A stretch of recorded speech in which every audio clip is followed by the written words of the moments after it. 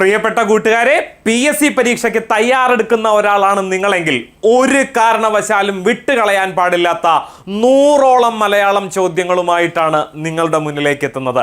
100 ചോദ്യങ്ങൾ എന്നുള്ളത് കൊണ്ട് ഉദ്ദേശിക്കുന്നത് ചോദ്യങ്ങളുടെ വിശദീകരണങ്ങൾ ഉൾപ്പെടെയാണ്. അപ്പോൾ തുടക്കത്തിൽ നമ്മൾ എന്ത് ചെയ്യും? ഒരു 10 ചോദ്യം നിങ്ങളുടെ മുന്നിലേക്ക് തരും. ഞാൻ ഓരോ ചോദ്യം വായിച്ച് കഴിയുമ്പോഴും നിങ്ങൾക്ക് ഉത്തരം പറയാനുള്ള അവസരമാണ്, സമയമാണ്.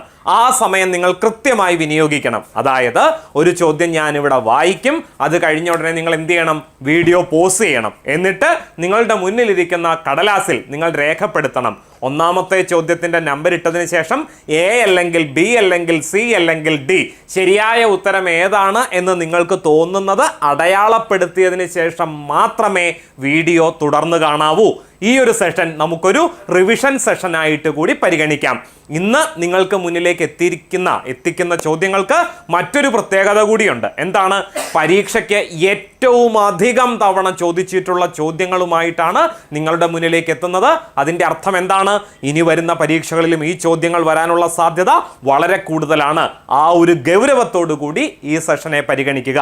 കാര്യത്തിലേക്ക് കടക്കാം. PSCയിൽ ആവർത്തിക്കുന്ന 100ഓളം മലയാളം ചോദ്യങ്ങളിലേക്ക്. ഒന്നാമത്തെ ചോദ്യം, കടലാസും പേനയുമായിട്ട് റെഡി ആയിട്ടിരുന്നോളൂ. ഒന്നാമത്തെ ചോദ്യം ഇതാണ്: താഴെ തന്നിരിക്കുന്നവയിൽ ശരിയായ പദം ഏതാണ്? ഓപ്ഷൻ A സൃഷ്ടാവ്, ഓപ്ഷൻ B അനുഗ്രഹീതൻ, ഓപ്ഷൻ C ഹാർദവം, ഓപ്ഷൻ D വഴിച്ചിലവ്. ഇതിൽ ശരിയായ പദം കാണുമ്പോൾ ചിലപ്പോൾ എല്ലാം ശരിയാണെന്ന് തോന്നും, പക്ഷേ ഇതിൽ ഒരെണ്ണം മാത്രമേ ശരിയായിട്ടുള്ളൂ. ആ ശരിയായ പദം ഏത്? കൂടുതൽ സമയം നിങ്ങൾക്ക് വേണമെങ്കിൽ വീഡിയോ പോസ് ചെയ്യാൻ മറക്കരുത്. ഉത്തരം എഴുതിയതിന് ശേഷം മാത്രമേ എന്ത് ചെയ്യാവൂ? വീഡിയോയിൽ തുടർന്ന് കാണാവൂ കേട്ടോ. അപ്പോൾ ഞാൻ ഉത്തരം പറയാൻ പോവുകയാണ്. ശരിയായ ഉത്തരം ഓപ്ഷൻ B ആണ്. അനുഗ്രഹീതൻ എന്നുള്ളതാണ് ശരിയായ പദം. ബാക്കി 3 പദങ്ങളും തെറ്റായ പദങ്ങളാണ്.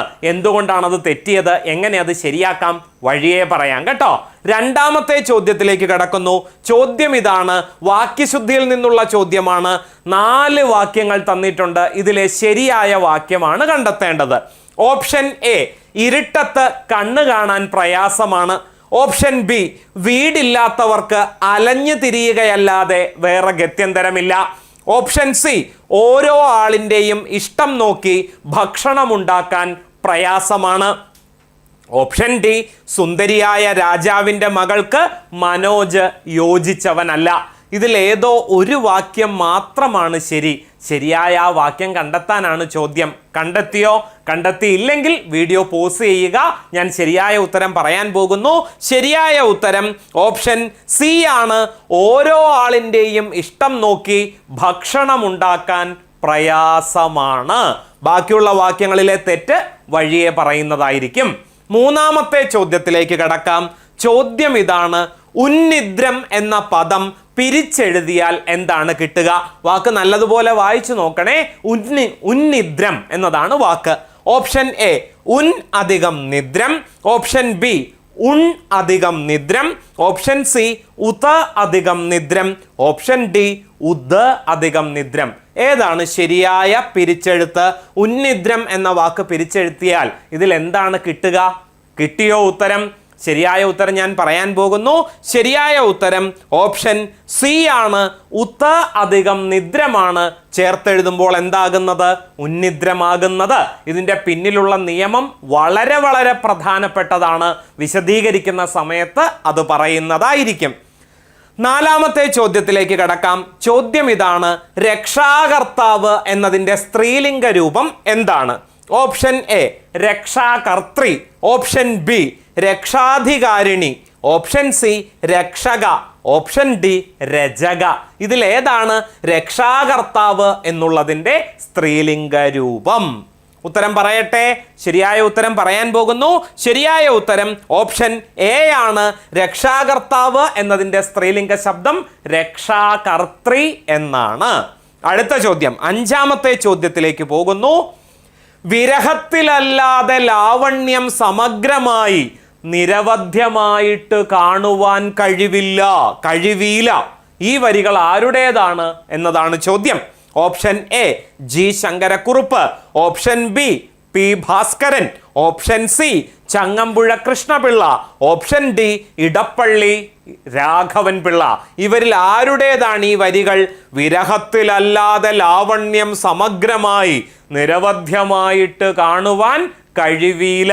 ഈ വാക്യത്തിന്റെ കർത്താവ് ആരാണ് എന്നതാണ് ചോദ്യം. ഉത്തരം പറയട്ടെ.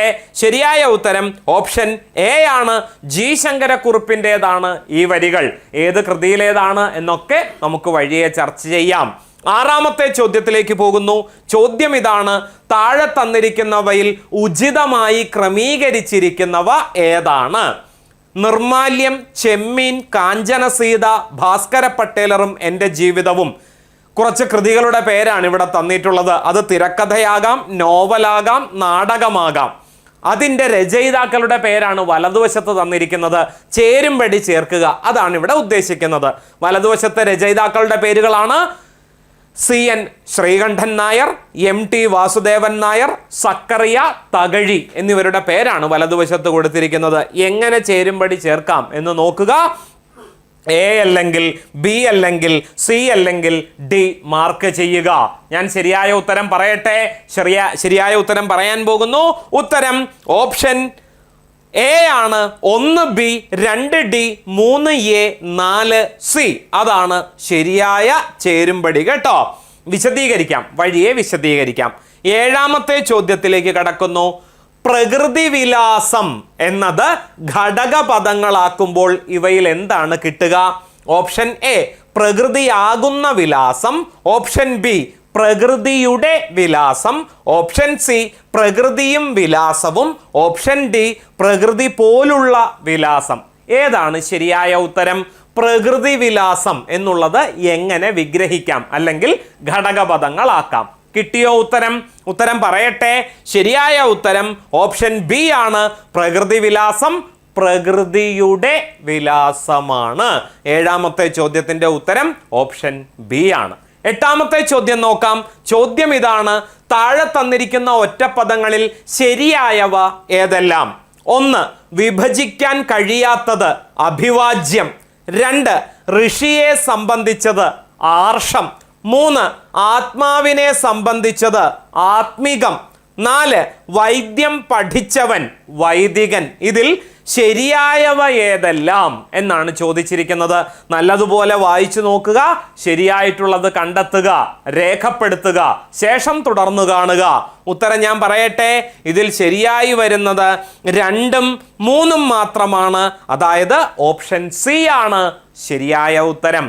9ാമത്തെ ചോദ്യത്തിലേക്ക് കടക്കുന്നു.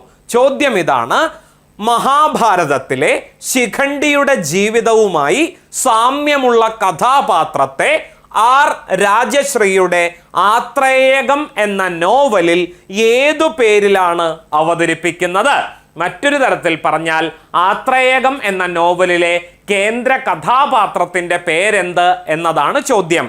ഓപ്ഷൻ എ വിപുലൻ, ഓപ്ഷൻ ബി ഇരാവാൻ, ഓപ്ഷൻ സി നിരമിത്രൻ, ഓപ്ഷൻ ഡി ദൃഷ്ടൻ. ഏതാ ശരിയായ ഉത്തരം? ആത്രേയകത്തിലെ കേന്ദ്ര കഥാപാത്രത്തിന്റെ പേര് പറയാൻ പോകുന്നു. ശരിയായ ഉത്തരം ഓപ്ഷൻ സി ആണ്. നിരമിത്രനാണ് ശരിയായ ഉത്തരം. ഇന്നത്തെ സെഷനിലെ അവസാനത്തെ ചോദ്യത്തിലേക്ക്, 10ാമത്തെ ചോദ്യത്തിലേക്ക് കടക്കുന്നു. യക്ഷഗാനം എന്ന നാടോടി കലാരൂപവുമായി ചേർന്ന് നിൽക്കാത്ത പ്രസ്താവന അല്ലെങ്കിൽ പ്രസ്താവനകൾ ഏത് എന്നതാണ് ചോദ്യം. 1. യക്ഷഗാനത്തിന് ബലയാട്ടം എന്നുകൂടി പേരുണ്ട്. അതൊരു സ്പെല്ലിംഗ് മിസ്റ്റേക്ക് ആയിട്ട് പരിഗണിച്ചാൽ മതി കേട്ടോ. ബയലാട്ടം ആണ് ഇവിടെ ഉദ്ദേശിച്ചിട്ടുള്ളത്. 2ാമത്തെ പ്രസ്താവന: ഇതൊരു അനുഷ്ഠാന കലാരൂപമാണ്. 3. കാസർഗോഡ് ജില്ലയിൽ ഈ കലാരൂപം പ്രചാരത്തിലുണ്ട്. 4. പാർത്ഥി സുബ്ബയ്യയാണ് യക്ഷഗാനത്തിന്റെ പിതാവ്. ഇതിൽ ചേർന്ന് നിൽക്കാത്ത പ്രസ്താവന അല്ലെങ്കിൽ പ്രസ്താവനകളാണ് ചോദിച്ചിട്ടുള്ളത്. ഉത്തരം കിട്ടിയോ? ഓപ്ഷൻ എ 1ഉം 2ഉം മാത്രം, ഓപ്ഷൻ ബി 2 മാത്രം, ഓപ്ഷൻ സി 1ഉം 3ഉം 4ഉം, ഓപ്ഷൻ ഡി 4 മാത്രം. ഏതാ ശരിയായ ഉത്തരം? ചേർന്ന് നിൽക്കാത്തതാണ് കേട്ടോ ചോദിച്ചിട്ടുള്ളത്. നല്ലതുപോലെ വായിച്ചു നോക്കണേ. ഉത്തരം ഞാൻ പറയാൻ പോകുന്നു. ശരിയായ ഉത്തരം ഓപ്ഷൻ ബി ആണ്. ഇതൊരു അനുഷ്ഠാന കലാരൂപമാണ് എന്നുള്ളത് മാത്രമാണ് തെറ്റായ പ്രസ്താവന, ബാക്കി 3 ശരിയായ പ്രസ്താവനകളാണ്. അപ്പൊ 10 ചോദ്യങ്ങൾ ഇവിടെ പൂർണ്ണമാകുന്നു. ഉത്തര സൂചിക ഇങ്ങനെയാണ്: 1B, 2C, 3C, 4A, 5A, 6A, 7B, 8C, 9C, 10B. അങ്ങനെ 10 ചോദ്യങ്ങളുടെയും ഉത്തരം നമ്മൾ കണ്ടെത്തി കഴിഞ്ഞു. 10ൽ എത്ര എണ്ണം ശരിയാക്കാൻ നിങ്ങൾക്ക് സാധിച്ചു എന്ന കാര്യം കമന്റ് ചെയ്യാൻ മറക്കരുത്. 8 മാർക്കിന് മുകളിൽ സ്കോർ ചെയ്യാൻ നിങ്ങൾക്ക് സാധിച്ചിട്ടുണ്ടെങ്കിൽ നിങ്ങൾ മലയാളത്തിന്റെ കാര്യത്തിൽ സേഫ് സോണിലാണ് എന്ന് താൽക്കാലികമായി ആശ്വസിക്കാം. പക്ഷേ 10ൽ 10 നേടുന്നിടത്താണ് നമ്മുടെ വിജയം. അപ്പോൾ ഈ ചോദ്യങ്ങൾ മാത്രം പഠിച്ചുകൊണ്ട് പോയാൽ മതിയോ പരീക്ഷയ്ക്ക്? പോരാ. ഈ 100 ചോദ്യങ്ങൾ PSC ആവർത്തിക്കുന്ന 100 ചോദ്യങ്ങൾ എന്ന് തുടക്കത്തിൽ സൂചിപ്പിച്ചല്ലോ. അത് എന്തിൻ്റെ അടിസ്ഥാനത്തിലാണ്? ഇനി ഞാൻ കുറേ കാര്യങ്ങൾ വിശദീകരിക്കാൻ പോവുകയാണ് കേട്ടോ. ഓരോ കാര്യങ്ങൾ ഞാൻ വിശദീകരിക്കുന്നിടത്തും പലപ്പോഴായി അതെല്ലാം തന്നെ പരീക്ഷയിൽ ചോദ്യമായി വന്നിട്ടുള്ളവയാണ്. അപ്പോൾ ഇനി നമ്മൾ എന്തിലേക്കാണോ കടക്കുന്നത് അതാണ് പരീക്ഷയ്ക്ക് തയ്യാറെടുക്കുന്നവർ എന്ന നിലയ്ക്ക് നിങ്ങൾ പരിഗണിക്കേണ്ട കാര്യം. ഞാനിനി പറയാൻ പോകുന്ന കാര്യങ്ങളിൽ ഏതെങ്കിലുമൊക്കെ നിങ്ങൾക്ക് അറിയാത്തതുണ്ടെങ്കിൽ ഇപ്പോൾ തന്നെ രേഖപ്പെടുത്തി വെച്ചോളൂ. ഇത് പരീക്ഷയ്ക്ക് 100% ചോദ്യമായിട്ട് വരും. ആ ഒരു പ്രാധാന്യത്തോടു കൂടി തന്നെ വേണം ഇനിയുള്ള ചർച്ചയെ നിങ്ങൾ പരിഗണിക്കാൻ. അപ്പൊ കാര്യത്തിലേക്ക് കടക്കുന്നു. ഒന്നാമത്തെ ചോദ്യത്തിന്റെ ഉത്തരം എന്തായിരുന്നു? താഴെ തന്നിരിക്കുന്നതിലെ ശരിയായ പദം ഏതാ? അനുഗ്രഹീതനാണ്. നമ്മൾ കണ്ടെത്തി കഴിഞ്ഞു അല്ലേ? പക്ഷെ അനുഗ്രഹം എന്നെഴുതുന്നത് എങ്ങനെയാണ്? അനുഗ്രഹം ഇങ്ങനെയാണ് എഴുതുന്നത്. പക്ഷെ അനുഗ്രഹം നേടിയവൻ അനുഗ്രഹീതനാണോ? അല്ല കേട്ടോ, അനുഗ്രഹീതനാണ്. ഈ ഒരു മാറ്റം അവിടെ സംഭവിക്കും. അനുഗ്രഹീതൻ. കണ്ടോ, ഗായ്ക്ക് ശേഷം എഴുതിയിരിക്കുന്ന ആ ചിഹ്നം ശ്രദ്ധിക്കണം കേട്ടോ. അനുഗ്രഹീതനാണ്. ഇതെല്ലാവരും തെറ്റിക്കും. കാരണം ഈ പേരിൽ ഒരു സിനിമ കൂടിയുണ്ടല്ലോ, അനുഗ്രഹീതൻ ആന്റണി എന്നാണ് സണ്ണി വെയിൻ കേന്ദ്ര കഥാപാത്രത്തെ അവതരിപ്പിച്ച ആ സിനിമയുടെ പേര്. സിനിമയുടെ പേര് കൊടുത്തിരിക്കുന്നത് തെറ്റായിട്ടാണ്. അനുഗ്രഹീതൻ എന്നാ കൊടുത്തിരിക്കുന്നത്. അത് തെറ്റ് കേട്ടോ. അനുഗ്രഹീതൻ എന്നുള്ളതാണ് ശരിയായ പദം. ഇത്തരത്തിൽ പരീക്ഷയ്ക്ക് ഒരുപാട് ചോദ്യങ്ങൾ വന്നിട്ടുണ്ട്. നൃത്തം എന്നെഴുതുമ്പോൾ ഇങ്ങനെയാണ് എഴുതുന്നത്. പക്ഷെ നൃത്തം ചെയ്യുന്നയാൾ നർത്തകനാണോ? അല്ല, നർത്തകനാണ്. നർത്തകൻ അല്ലേ? പ്രസംഗിക്കുന്നയാൾ ആരാണ്? പ്രാസംഗികനാണോ? അല്ല, പ്രസംഗകൻ. അതാണ് ശരിയായ പ്രയോഗം. അതുപോലെ പ്രവൃത്തി എന്നെഴുതുന്നത് എങ്ങനെയാണ്? ഇങ്ങനെയാണല്ലേ? പ്രവൃത്തി ഇങ്ങനെയാണ് എഴുതുന്നത്. അത് ക്രിയാനാമമാണ്. ക്രിയയിലേക്ക് മാറ്റുമ്പോൾ അത് എന്തായി മാറും? പ്രവർത്തിക്കുക. കണ്ടോ, ഇതുപോലെ തന്നെയാണ് ഏത് വാക്ക്? ആവൃത്തി. ആവൃത്തി എന്നെഴുതുന്നത് ഇങ്ങനെയാണ്.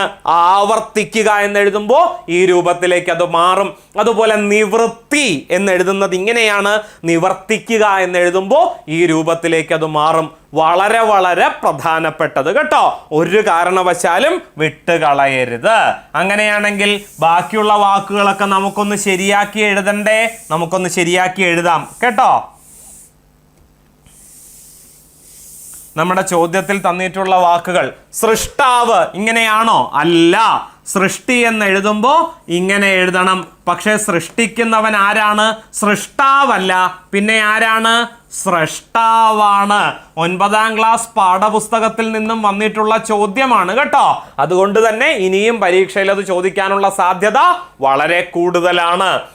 പിന്നെ 3 ഹാർദവം ശരിയാണോ? സ്നേഹത്തോടെ അല്ലെങ്കിൽ ഹൃദയപൂർവം എന്നുള്ള അർത്ഥത്തിൽ ഹാർദവം എന്ന വാക്കാണ് ഉപയോഗിക്കേണ്ടത്. താങ്കളെ വേദിയിലേക്ക് ഹാർദവമായി സ്വാഗതം ചെയ്യുന്നു. വാക്യശുദ്ധിയിലും ഇത് ചോദ്യമായി വന്നിട്ടുണ്ട്. ഹാർദവം ശരിയായ പ്രയോഗമാണോ? അല്ല. ശരിയായ പ്രയോഗം എന്താണ്? സ്നേഹപൂർവം അല്ലെങ്കിൽ ഹൃദയപൂർവം എന്ന അർത്ഥത്തിൽ പ്രയോഗിക്കേണ്ട വാക്ക് ഹാർദമാണ്. ഹാർദമാണ് ശരിയായ പദം. പിന്നെ വഴിച്ചിലവ് ശരിയാണോ? ചിലവാണോ ശരി? അല്ല, ചെലവ് കേട്ടോ. ചിലവ് തെറ്റായ പദമാണ്. ശരിയായ പദം എന്താണ്? ചെലവാണ്. ചെലവ്. നിങ്ങൾക്കൊരു ജോലി കിട്ടിക്കഴിയുമ്പോൾ നിങ്ങൾ എനിക്ക് ചിലവ് ചെയ്യുമോ ചെലവ് ചെയ്യുമോ? ചിലവ് ചെയ്യണ്ട, എനിക്ക് എന്ത് ചെയ്താൽ മതി? ചെലവ് ചെയ്താൽ മതി. കിട്ടിയല്ലോ. അപ്പൊ ഇതാണ് തന്നിരിക്കുന്ന മറ്റു വാക്കുകളിലെ തെറ്റുകൾ. മനസ്സിലായല്ലോ? വളരെ വളരെ പ്രധാനപ്പെട്ടതാണ്. ഇത്തരത്തിൽ പരീക്ഷയ്ക്ക് ചോദിച്ചിട്ടുള്ള മറ്റ് ചില വാക്കുകൾ കൂടി നമുക്കൊന്ന് പരിശോധിക്കാം. പലരും പറയുമ്പോൾ തീഷ്ണം എന്നാണ് പറയുന്നത്. തീക്ഷ്ണം എന്നുള്ളതാണ്. സൂര്യന്റെ തീക്ഷ്ണരശ്മികൾ. എന്ന ശബ്ദം പലപ്പോഴും സൈലന്റ് ആയി പോകാറുണ്ട് പലരും ഉച്ചരിക്കുമ്പോൾ. അത് പാടില്ല കേട്ടോ. ഈ ഉച്ചരിക്കുമ്പോൾ തെറ്റി ഉച്ചരിക്കുന്നതാണ് എഴുതുമ്പോഴും തെറ്റു വരാൻ കാരണമായി തീരുന്നത്. തീഷ്ണം എന്നല്ല വേണ്ടത്, തീക്ഷ്ണം എന്നാണ് വേണ്ടത് കേട്ടോ. കായും ഷായും നിർബന്ധമാണ്. അതുപോലെ മറ്റൊന്ന്, തുച്ഛം എന്നെഴുതുമ്പോൾ പലരും തുച്ഛം എന്ന വാക്ക് ഉച്ചരിക്കുമ്പോൾ ഷാ എന്ന ശബ്ദം കൂടി കയറി വരാറുണ്ട്. തുച്ഛം എന്ന് പറയാറുണ്ട്, ഷാ വരില്ല അവിടെ. എന്താ വേണ്ടത്? തുച്ഛം. ചായും ചായുമാണ് വരേണ്ടത് കേട്ടോ. ഇതുപോലെ പരീക്ഷയ്ക്ക് ആവർത്തിക്കുന്ന ഒരു വാക്കുണ്ടല്ലോ, ഇച്ഛ. പലരും ഇച്ഛ എന്ന് എഴുതുന്നത് ഇങ്ങനെയാണ്. ഇത് ശരിയാണോ? അല്ല. ആഗ്രഹം എന്നർത്ഥം വരുന്ന വാക്ക് ഇച്ഛയല്ല, ഇച്ഛയാണ്. ചായും ചായുമാണ് അവിടെ വരേണ്ടത്. അതുപോലെ യാദൃച്ഛികം എന്ന് പലരും എഴുതുന്നത് എങ്ങനെയാണ്? ചായും ചായും ചേർത്തിട്ടാണ്. ശരിയാണോ അത്? അല്ല, അതും തെറ്റ്. അവിടെയും എന്തേ വരൂ? യാദൃച്ഛികം. ചായും ചായുമല്ല, ചായും ചായുമാണ് വരേണ്ടത്. യാദൃച്ഛികം, ഇതാണ് ശരിയായ പദം. പിന്നെ ചായും ചായും പ്രധാനമായിട്ട് വരുന്നത് എവിടെയൊക്കെയാണ്? പശ്ചാത്താപം, പ്രായച്ചിത്തം, പശ്ചാത്തലം എന്നൊക്കെ പറയുന്നിടത്ത് ചായും ചായുമാണ് ചേരേണ്ടത്. ഞാൻ ഈ പറഞ്ഞ വാക്കുകളിലൊക്കെ തന്നെയും ചായും ചായുമാണ് ചേരേണ്ടത്. കിട്ടിയല്ലോ. മറ്റൊരു വാക്ക്, ഉദ്യോഗത്തെ സംബന്ധിച്ചത് എന്നുള്ളതിന്റെ ഒറ്റപ്പദം എന്താണ്? ഔദ്യോഗികം. പലരും പറയുമ്പോൾ ഗായ്ക്കൊരു ദീർഘം വരാറുണ്ട്. ഔദ്യോഗികം വേണോ? വേണ്ട. ഔദ്യോഗികം എന്നുള്ളതാണ് ശരിയായ പദം. ഉദ്യോഗത്തെ സംബന്ധിച്ചത് ഔദ്യോഗികം, ലോകത്തെ സംബന്ധിച്ചത് ലൗകികം, ഇഹത്തെ സംബന്ധിച്ചത് ഐഹികം, ആത്മാവിനെ സംബന്ധിച്ചത് ആത്മികം. കണ്ടോ, ഇവിടെ ഒന്നും എന്തില്ല? ദീർഘമില്ല. അതുപോലെ ഐതിഹ്യം എന്ന വാക്ക് തെറ്റ്. ഐതിഹ്യം എന്നുള്ളതാണ് ശരിയായ പദം. ഇവിടങ്ങളിൽ ഒന്നും എന്തില്ല? ദീർഘമില്ല. തെറ്റരുത് കേട്ടോ. പരീക്ഷയ്ക്ക് ഇത് ആവർത്തിക്കുന്ന ഒന്നാണ്. മറ്റൊന്ന്, കഠോര കുഠാരം. കഠോര കുഠാരം എന്താണ്? കഠോര കുഠാരം വളരെ പ്രസിദ്ധമായൊരു കൃതി ഉണ്ടല്ലേ? ശിഹാബ് മക്തി തങ്ങളിന്റെ കൃതിയാണ്. ആദ്യത്തെ കൃതിയുടെ പേരാണെന്ത്? കഠോര കുഠാരം. അതുപോലെ മൂർക്കോത്ത് കുമാരനുമായിട്ട് നമുക്കിത് കണക്ട് ചെയ്യാൻ സാധിക്കും. എങ്ങനെയാണ്? മൂർക്കോത്ത് കുമാരൻ അനവധി പത്രങ്ങളുടെ പത്രാധിപരായിട്ട് സേവനം അനുഷ്ഠിച്ചിട്ടുണ്ട്. അതിലൊരു പത്രത്തിന്റെ പേര് കൂടിയാണ് എന്ത്? കഠോര കുഠാരം അല്ലേ? പേര് കേൾക്കുമ്പോൾ പേടിയാകും. എന്താ സംഭവം? കഠോരം എന്ന് പറഞ്ഞാൽ മൂർച്ചയുള്ളത്, കുഠാരം എന്ന് പറഞ്ഞാൽ എന്താ? മഴു, കോടാലിക്കാണ് പറയുന്നത്. മൂർച്ചയുള്ള കോടാലി എന്നാണ് കഠോര കുഠാരത്തിന്റെ അർത്ഥം. കിട്ടിയല്ലോ. അടുത്തത്, കോപിഷ്ടൻ. എളുപ്പം നമ്മൾ എന്ത് വിചാരിക്കും? ഇങ്ങനെയാണ് എഴുതേണ്ടത് എന്ന് വിചാരിക്കും. കോപിഷ്ടൻ. കോപത്തോട് ഇഷ്ടമുള്ളവനാണോ കോപിഷ്ടൻ? അല്ല, കോപമുള്ളവനാണ് കോപിഷ്ടൻ. അപ്പൊ ഏത് ടാ വേണം? വട്ടപൂജ്യം ഠാ വേണം അല്ലേ? അധികരവർണ്ണമാണ് വേണ്ടത്. സ്വാദിഷ്ടം എന്നെഴുതുമ്പോഴും ഇങ്ങനെ തന്നെയല്ലേ വേണ്ടത്? സ്വാദിഷ്ടം. കണ്ടോ, സ്വാദിനോടുള്ള ഇഷ്ടമല്ലല്ലോ, സ്വാദുള്ളത് എന്ന അർത്ഥമാണ് നമുക്ക് ലഭിക്കേണ്ടത്. അപ്പോ സ്വാദിഷ്ടം. കോപമുള്ളവൻ ആരാണ്? കോപിഷ്ഠൻ. കിട്ടിയോ? തെറ്റിക്കരുത് കേട്ടോ. സമീപകാലത്ത് പരീക്ഷകളിൽ ആവർത്തിച്ചിട്ടുള്ള പദങ്ങളാണ് ഇവിടെ സൂചിപ്പിച്ചത്. അറിയാത്ത ഏതെങ്കിലും വാക്കുകൾ ഞാനിവിടെ പറഞ്ഞിട്ടുണ്ടെങ്കിൽ ഇപ്പോൾ തന്നെ എഴുതി വച്ചോളൂ. നമുക്ക് രണ്ടാമത്തെ ചോദ്യത്തിലേക്ക് കടക്കാം. ചോദ്യം എന്താണ്? വാക്യശുദ്ധിയുമായി ബന്ധപ്പെട്ടതായിരുന്നു. ശരിയായ വാക്യം നമ്മൾ കണ്ടെത്തി കഴിഞ്ഞു. ഓരോ ആളിൻ്റെയും ഇഷ്ടം നോക്കി ഭക്ഷണം ഉണ്ടാക്കാൻ പ്രയാസമാണ്. ഇതിലെന്തോ ഒരു ഒരു ബുദ്ധിമുട്ട് നമുക്ക് തോന്നുന്നുണ്ടോ? തോന്നാൻ സാധ്യതയുണ്ട്. ഓരോ ആളിൻ്റെയും എന്ന് കേൾക്കുമ്പോൾ അത് ശരിയല്ലല്ലോ എന്ന് ആദ്യ വായനയിൽ തോന്നാം. പക്ഷെ അത് ശരിയാണ്. ഓരോ ആളുകളുടെയും എന്ന് പറയില്ല. ഒന്നുകിൽ എന്തു പറയണം? എല്ലാ ആളുകളുടെയും ഇഷ്ടം നോക്കി ഭക്ഷണം ഉണ്ടാക്കാൻ പ്രയാസമാണ്. അല്ലെങ്കിലോ ഓരോ ആളിൻ്റെയും. ഓരോ എന്ന് വരുമ്പോൾ അതിന് ശേഷം വരുന്ന പദം ഏകവചനം അഥവാ സിംഗുലർ ആയിരിക്കണം. പരീക്ഷയ്ക്ക് ആവർത്തിക്കുന്ന ഒരു ചോദ്യമുണ്ട്. എന്താണ്? ഓരോ ചോദ്യവും വായിച്ചു നോക്കിയതിന് ശേഷം മാത്രം ഉത്തരം എഴുതുക. അത് ശരിയായ വാക്യമാണ്. പക്ഷെ ചിലപ്പോഴൊക്കെ വാക്യശുദ്ധിയിൽ എങ്ങനെ ചോദ്യം വരാറുണ്ട്? ഓരോ ചോദ്യങ്ങളും വായിച്ചു നോക്കിയതിന് ശേഷം ഉത്തരം എഴുതുക. അങ്ങനെ വരുവോ? ആ പ്രയോഗം ശരിയാണോ? അല്ല. ഓരോ ചോദ്യങ്ങളും എന്ന് പറയില്ല, ഓരോ ചോദ്യവും എന്നേ പറയൂ. അല്ലെങ്കിലോ എല്ലാ ചോദ്യങ്ങളും. ഓരോ, ഒരു എന്ന് പറഞ്ഞാൽ സിംഗുലർ അഥവാ ഏകവചനമല്ലേ? അപ്പൊ അതിന് ശേഷം വരുന്ന വാക്കും എന്തായിരിക്കണം? ഏകവചനം അഥവാ സിംഗുലർ ആയിരിക്കണം. കണക്ട് ചെയ്യാൻ എളുപ്പമല്ലേ? അത് ഓരോ ആളിന്റെ ആണെങ്കിലും ശരി, ഓരോ ചോദ്യത്തിന്റെ ആണെങ്കിലും ശരി. കിട്ടിയല്ലോ. അപ്പോൾ ഓപ്ഷൻ സി ശരിയായ വാക്യമാണ്. ഓപ്ഷൻ എയിലെ തകരാർ എന്താണ്? നിങ്ങൾക്ക് മനസ്സിലായിട്ടുണ്ടാകും അല്ലേ? ഇരുട്ടത്ത് കണ്ണ് കാണാൻ പ്രയാസമാണ്. ഇവിടെ കണ്ണ് എന്ന വാക്കിന്റെ ആവശ്യമുണ്ടോ? ഇല്ല. ഇരുട്ടത്ത് കാണാൻ പ്രയാസമാണ് എന്ന് മതിയാകും. കാണുക എന്ന പ്രവൃത്തി എന്തിലൂടെ മാത്രമേ സാധ്യമാകൂ? കണ്ണിലൂടെ മാത്രമേ സാധ്യമാകൂ. കേൾക്കുക എന്ന പ്രവൃത്തി ചെവിയിലൂടെ മാത്രമേ സാധ്യമാകൂ. ചിന്തിക്കുക മനസ്സിലൂടെ മാത്രമേ സാധ്യമാകൂ. ഞാനിപ്പം മനസ്സിൽ വിചാരിച്ചതേ ഉള്ളൂ. വാക്യം തെറ്റ്. ഞാനിപ്പോൾ വിചാരിച്ചതേ ഉള്ളൂ എന്ന് മതി. കാരണം വിചാരിക്കുക, ചിന്തിക്കുക, സ്മരിക്കുക, ഓർക്കുക ഇതൊക്കെ എന്തിലൂടെ സാധ്യമാകൂ? മനസ്സിലൂടെ സാധ്യമാകൂ. കാര്യം മനസ്സിലാകുന്നുണ്ട് എന്ന് വിചാരിക്കുന്നു. ഞാൻ കാലുകൊണ്ട് തൊഴിച്ചു എന്ന് പറയണോ? വേണ്ട. ഞാൻ തൊഴിച്ചു എന്ന് പറഞ്ഞാൽ മതി. തൊഴിക്കുക, ചവിട്ടുക മുതലായ പ്രവൃത്തികൾ എന്തിലൂടെ സാധ്യമാകൂ? കാലിലൂടെ മാത്രമേ സാധ്യമാകൂ. ഒരു വെറൈറ്റിക്ക് വേണ്ടി ഇന്ന് കൈകൊണ്ട് ചവിട്ടിയേക്കാം എന്ന് വിചാരിച്ചാൽ നടക്കുവോ? ഇല്ല എന്നുള്ളതാണ്. അപ്പൊ കാര്യം മനസ്സിലാക്കണം കേട്ടോ. ഏറ്റവും ചുരുങ്ങിയ വാക്കുകളിലൂടെ ആശയം വിനിമയം ചെയ്യുക എന്നതാണ് വാക്യശുദ്ധി പരിഗണിക്കുമ്പോൾ നമ്മുടെ മനസ്സിലുണ്ടാകേണ്ട പ്രധാനപ്പെട്ട കാര്യം. ഓപ്ഷൻ ബി, വീടില്ലാത്തവർക്ക് അലഞ്ഞു തിരിയുകയല്ലാതെ വേറെ ഗത്യന്തരമില്ല. പ്രീവിയസ് ക്വസ്റ്റ്യൻ പേപ്പറിലൂടെ കടന്നു പോയിട്ടുള്ള ഒരാളാണ് നിങ്ങളെങ്കിൽ നിങ്ങൾക്ക് കാര്യം മനസ്സിലായിട്ടുണ്ടാകും. ഗത്യന്തരം എന്ന വാക്കിന്റെ അർത്ഥം എന്താണ്? വേറെ ഗതി അല്ലെങ്കിൽ മറ്റ് ഗതി എന്നാണ്. അപ്പൊ ഗത്യന്തരം എന്ന വാക്കുണ്ടെങ്കിൽ അവിടെ വേറെ അല്ലെങ്കിൽ മറ്റ് എന്ന വിശേഷണം ആവശ്യമില്ല. അപ്പൊ ഈ വാക്യം എങ്ങനെ ശരിയാക്കാം? രണ്ട് തരത്തിൽ ശരിയാക്കാം. ഒന്ന്, വീടില്ലാത്തവർക്ക് അലഞ്ഞു തിരിയുകയല്ലാതെ വേറെ ഗതിയില്ല. അല്ലെങ്കിലോ വേറെ എന്ന വാക്ക് ഒഴിവാക്കുക. വീടില്ലാത്തവർക്ക് അലഞ്ഞു തിരിയുകയല്ലാതെ ഗത്യന്തരമില്ല. കിട്ടിയല്ലോ. കാര്യം മനസ്സിലായി. അവസാനത്തത് ഒരു വാക്യം കൂടിയുണ്ടല്ലോ. സുന്ദരിയായ രാജാവിന്റെ മകൾക്ക് മനോജ് യോജിച്ചവനല്ല. ഇതിലെ തകരാർ എന്താണ്? രാജാവിൻ്റെ വിശേഷണമായിട്ടാണ് സുന്ദരിയായ എന്ന വാക്ക് വന്നിരിക്കുന്നത്. സുന്ദരി എന്നുള്ളത് സ്ത്രീലിംഗ പദമാണ്. അത് വിശേഷണമായിട്ട് വരേണ്ടത് ആർക്കാണ്? രാജാവിൻ്റെ മകൾക്കാണ്. ശരിയല്ലേ? അപ്പൊ ഈ വാക്യം എങ്ങനെ കറക്റ്റ് ചെയ്യാം? രാജാവിൻ്റെ സുന്ദരിയായ മകൾക്ക് മനോജ് യോജിച്ചവനല്ല. കാര്യം മനസ്സിലായല്ലോ. അതാണ് ഓപ്ഷൻ ഡിയിലെ തകരാറ്.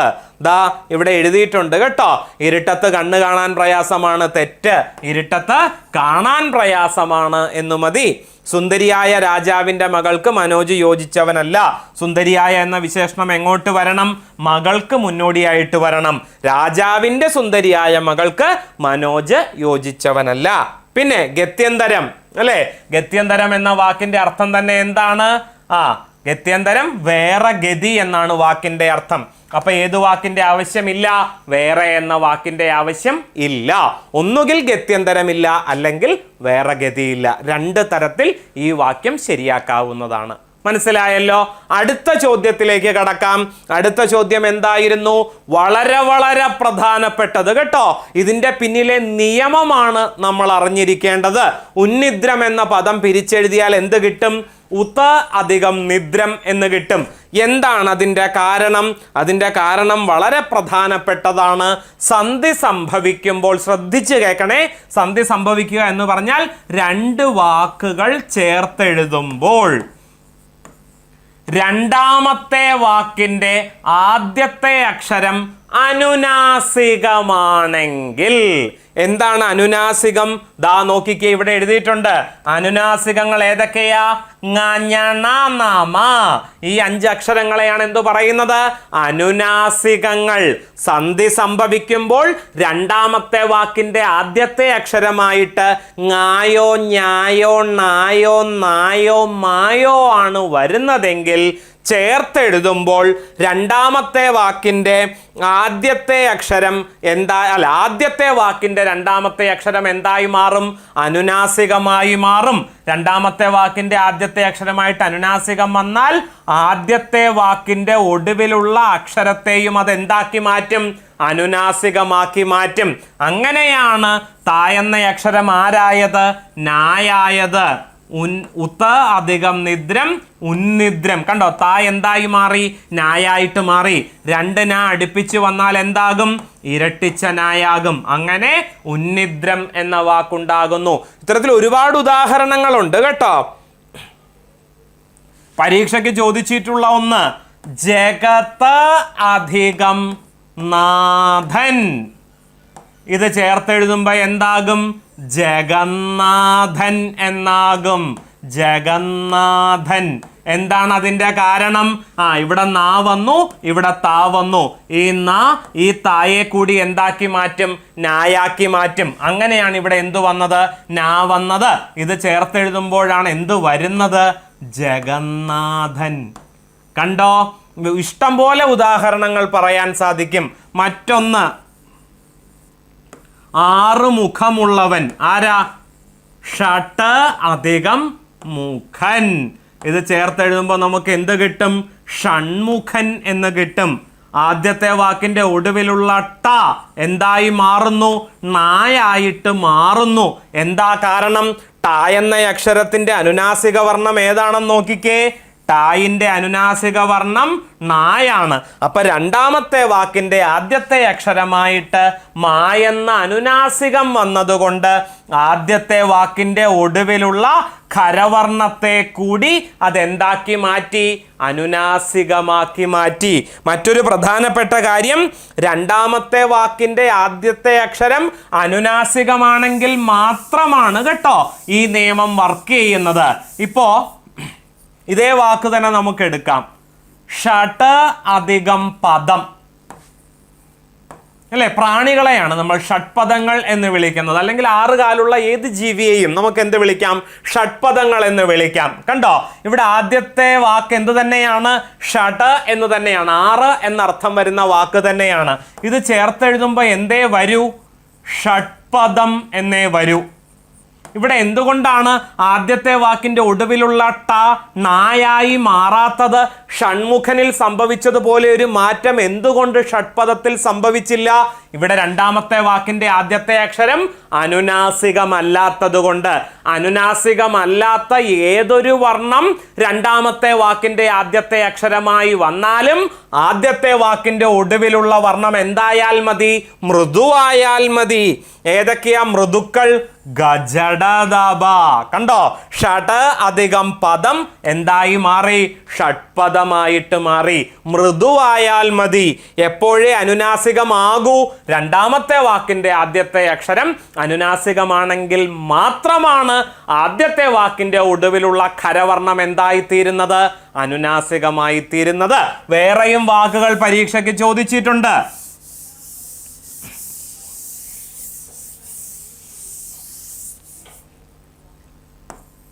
വാഗ അധികം മയം. ഇത് ചേർത്തെഴുതുമ്പോൾ എന്തായി മാറും? വാങ്മയം എന്നായി മാറും. വാഗ് അധികം മയം വാങ്മയമാണ്. എന്താണ് അതിൻ്റെ കാരണം? രണ്ടാമത്തെ വാക്കിന്റെ ആദ്യത്തെ അക്ഷരം മായെന്ന അനുനാസികമാണ്. ഈ അനുനാസികം കായെ കൂടി ആരാക്കി മാറ്റി? അനുനാസികമാക്കി മാറ്റി. കായുടെ അനുനാസിക വർണ്ണം ഏതാ? ങായാണ്. അതാണ് ചേർത്തെഴുതിയപ്പോൾ എന്തായി മാറിയത്? വാങ്മയമായിട്ട് മാറിയത്. അതേസമയം വാഗ് അധികം വാദമായിരുന്നുവെങ്കിലോ ചേർത്തെഴുത്തിൽ അത് എന്തേയാകൂ? വാഗ്വാദം എന്നേ വരൂ. ശരിയല്ലേ? വാഗ്വാദം. ഈ വായ എന്ന അക്ഷരത്തിന്റെ ചിഹ്നമാണ് കേട്ടോ ഇത്. വായുടെ ചിഹ്നമാണ് ഇത്. അപ്പോൾ വായ്ക്കൊരു മാറ്റവും സംഭവിച്ചിട്ടില്ല. ആദ്യത്തെ വാക്കിന്റെ ഒടുവിലുള്ള ക ചേർത്തെഴുത്തിൽ എന്തായി മാറി? ഗായായിട്ട് മാറി. കണ്ടോ? മൃദുവായാൽ മതി. അനുനാസികമാകുന്നത് എപ്പോൾ മാത്രമാണ്? രണ്ടാമത്തെ വാക്കിന്റെ ആദ്യത്തെ അക്ഷരം അനുനാസികമാണെങ്കിൽ മാത്രമാണ് ആദ്യത്തെ വാക്കിന്റെ ഒടുവിലുള്ള ഖരവർണ്ണങ്ങൾ അനുനാസികമായി മാറുന്നത്. ഇല്ലെങ്കിൽ അത് മൃദുവാവുകയുള്ളൂ. വളരെ വളരെ പ്രധാനപ്പെട്ട നിയമമാണ് ഇത്. പദശുദ്ധിയിൽ ആവശ്യമായിട്ട് വരും, പിരിച്ചെഴുത്തിൽ ആവശ്യമായിട്ട് വരും, ചേർത്തെഴുത്തിൽ ആവശ്യമായിട്ട് വരും. ഉദാഹരണങ്ങളിലൂടെ പഠിക്കാൻ ശ്രമിക്കുക. അപ്പോൾ നമ്മൾ മറക്കില്ല കേട്ടോ. ഇപ്പൊ ഞാൻ ഇവിടെ സൂചിപ്പിച്ച ഉദാഹരണങ്ങളെല്ലാം തന്നെ പലപ്പോഴായി പരീക്ഷയ്ക്ക് ചോദ്യമായി വന്നിട്ടുള്ളതാണ്. കിട്ടിയല്ലോ. ഇപ്പൊ അനുനാസികം ഏതാണ്, ഖരവർണം ഏതാണ്, മൃദു ഏതാണ് എന്നൊക്കെ കൺഫ്യൂഷൻ ഉണ്ടെങ്കിൽ അവർക്ക് വേണ്ടിയിട്ടാണ് ഈ ചാർട്ട് ഇവിടെ ഉൾപ്പെടുത്തിയിട്ടുള്ളത്. കചട തപ ഖരവർണ്ണങ്ങളാണ്. ഖ ഛ ഠ ഥ ഫ അതിഖരവർണ്ണങ്ങളാണ്. ഗജട ദബ മൃദുക്കളാണ്. ഘ ഝ ഢ ധ ഭ 5 വർണ്ണങ്ങൾ ഘോഷങ്ങളാണ്. ങ നമ 5 വർണ്ണങ്ങൾ അനുനാസികങ്ങളാണ് കേട്ടോ. അപ്പോൾ എന്താണ് ഞാൻ ഈ നിയമം വിശദീകരിച്ചപ്പോൾ ഈ വാക്കുകളൊക്കെ ഞാൻ ഉപയോഗിച്ചിട്ടുണ്ട്. ഖരം, മൃദു, അനുനാസികം അല്ലേ ഒക്കെ ഉപയോഗിച്ചിട്ടുണ്ട്. അപ്പോൾ എന്താണത് എന്ന് നിങ്ങൾക്ക് മനസ്സിലായില്ലെങ്കിൽ ഈ ചാർട്ട് നോക്കുമ്പോൾ മനസ്സിലാകും. ഓക്കെ, അടുത്ത ചോദ്യത്തിലേക്ക് പോകാം. അടുത്ത ചോദ്യം എന്തായിരുന്നു? അടുത്ത ചോദ്യം എതിർലിംഗവുമായി ബന്ധപ്പെട്ടതായിരുന്നു. രക്ഷാകർത്താവ് എന്നതിൻ്റെ സ്ത്രീലിംഗ ശബ്ദം എന്താണ്? രക്ഷാകർത്തൃ എന്നുള്ളതാണ്. ഈ ചോദ്യം എന്തായിട്ടും വന്നിട്ടുണ്ട്, പദശുദ്ധിയിലും വന്നിട്ടുണ്ട് കേട്ടോ. നമ്മൾ പലപ്പോഴും ഗാർഡിയൻ എന്ന വാക്കിൻ്റെ മലയാള പദമായിട്ട് രക്ഷകർത്താവ് എന്നാ പ്രയോഗിക്കുക. അല്ല, അവിടെ എന്തു വേണം? ദീർഘം വേണം കേട്ടോ. രക്ഷാകർത്താവ്, രക്ഷാധികാരി എന്ന് പറയുന്നത് പോലെ രക്ഷാകർത്താവ് എന്ന് വേണം പ്രയോഗിക്കാൻ. അപ്പൊ കർത്താവ് എന്ന വാക്ക് അല്ലെ, അതിന്റെ സ്ത്രീലിംഗ ശബ്ദം എന്താണ്? കർത്തൃ എന്നുള്ളതാണ് അല്ലെ. നേതാവ്, നേത്രി, അഭിനേതാവ്, അഭിനേത്രി, കവി, കവയിത്രി, ഇതൊക്കെ നമുക്കറിയാവുന്ന എതിർലിംഗ പദമാണ്. അപ്പൊ കർത്താവിന്റെ എതിർലിംഗ ശബ്ദം കർത്തൃ ആയതുകൊണ്ട് രക്ഷാകർത്താവ് എന്നതിന്റെ സ്ത്രീലിംഗ ശബ്ദം എന്താണ്? രക്ഷാകർത്തൃ എന്നുള്ളതാണ്. കിട്ടിയല്ലോ. പ്രധാനപ്പെട്ട ചില എതിർലിംഗ പദങ്ങൾ ഞാൻ പറയാം കേട്ടോ. രക്ഷാധികാരി അല്ലെ, ഓപ്ഷനിൽ തന്നിട്ടുള്ള മറ്റു വാക്കുകളുടെ എതിർലിംഗ പദങ്ങൾ നോക്കാം. രക്ഷാധികാരി രക്ഷാധികാരിണിയാണ്. രക്ഷകൻ എന്ന വാക്കിന്റെ സ്ത്രീലിംഗ ശബ്ദം എന്താ? രക്ഷിക എന്നാണ്. ഞാൻ പറയാറുണ്ട്, ഭൂരിഭാഗം പുല്ലിംഗ പദങ്ങളുടെയും എതിർലിംഗം കിട്ടാനായിട്ട് എന്ത് ചെയ്താൽ മതി? സെക്കൻഡ് ലാസ്റ്റ് ലെറ്ററിൽ ഇകാരം അല്ലെങ്കിൽ വള്ളി ഇട്ട് കൊടുത്താൽ മതി എന്ന് പറയാറുണ്ട് അല്ലെ. രക്ഷകൻ, രക്ഷിക, സമ്പാദകൻ അല്ലെ, സമ്പാദകൻ, സമ്പാദിക എന്നായിട്ട് മാറും. ആരാധകൻ, ആരാധിക എന്നായിട്ട് മാറും അല്ലെ. അധ്യാപകൻ, അധ്യാപിക, നായകൻ, നായിക, ഗായകൻ, ഗായിക എന്നൊക്കെയായിട്ട് മാറും അല്ലേ. അങ്ങനെ അല്ലാത്ത വാക്കുകളും ഉണ്ട്. അങ്ങനെയുള്ളതിനൊരു ഉദാഹരണമാണ് രജകൻ. രജകൻ എന്ന വാക്കിന്റെ സ്ത്രീലിംഗ ശബ്ദം എന്താണ്? രജികയല്ല കേട്ടോ, രജക എന്നാണ്. ആരാണ് രജകൻ? അലക്കുകാരനെയാണ് രജകൻ എന്ന് വിളിക്കുന്നത്. അതിന്റെ സ്ത്രീലിംഗ ശബ്ദമാണ്, അല്ലെങ്കിൽ അലക്കുകാരി എന്നർത്ഥം വരുന്ന വാക്കാണ് രജക. കിട്ടിയല്ലോ. ഇത് കൂടാതെ ഒരു കാരണവശാലും വിട്ടുകളയാൻ പാടില്ലാത്ത ചില എതിർലിംഗ പദങ്ങൾ നമുക്കിവിടെ പരിശോധിക്കാം. അഭിനേതാവ്, അഭിനേത്രി. നേതാവ് എന്ന വാക്കിന്റെ സ്ത്രീലിംഗ ശബ്ദം എന്താണ്? നേത്രി എന്നാണ്. നേത്രി എന്ന് പറഞ്ഞാൽ കണ്ണുള്ളവൾ എന്നല്ല, നയിക്കുന്നവൾ എന്നാണ് നേത്രി എന്ന വാക്കിന്റെ അർത്ഥം. ആരാധിക്കുന്നവൻ ആരാധകനാണെങ്കിൽ ആരാധിക്കുന്നവൾ ആരാധികയാണ്. ഇടയൻ, ഇടയത്തി, ഇന്ദ്രൻ, ഇന്ദ്രാണിയാണ് കേട്ടോ, ഇന്ദ്രാണി. ഏകാകി, പലർക്കും കൺഫ്യൂഷൻ ഉണ്ടാകുന്ന ഒരു ശബ്ദമാണ് ഏകാകി. ഏകൻ എന്ന വാക്കിൻ്റെ സ്ത്രീലിംഗ ശബ്ദമല്ലേ ഏകാകി എന്ന് പലരും ചോദിക്കാറുണ്ട്.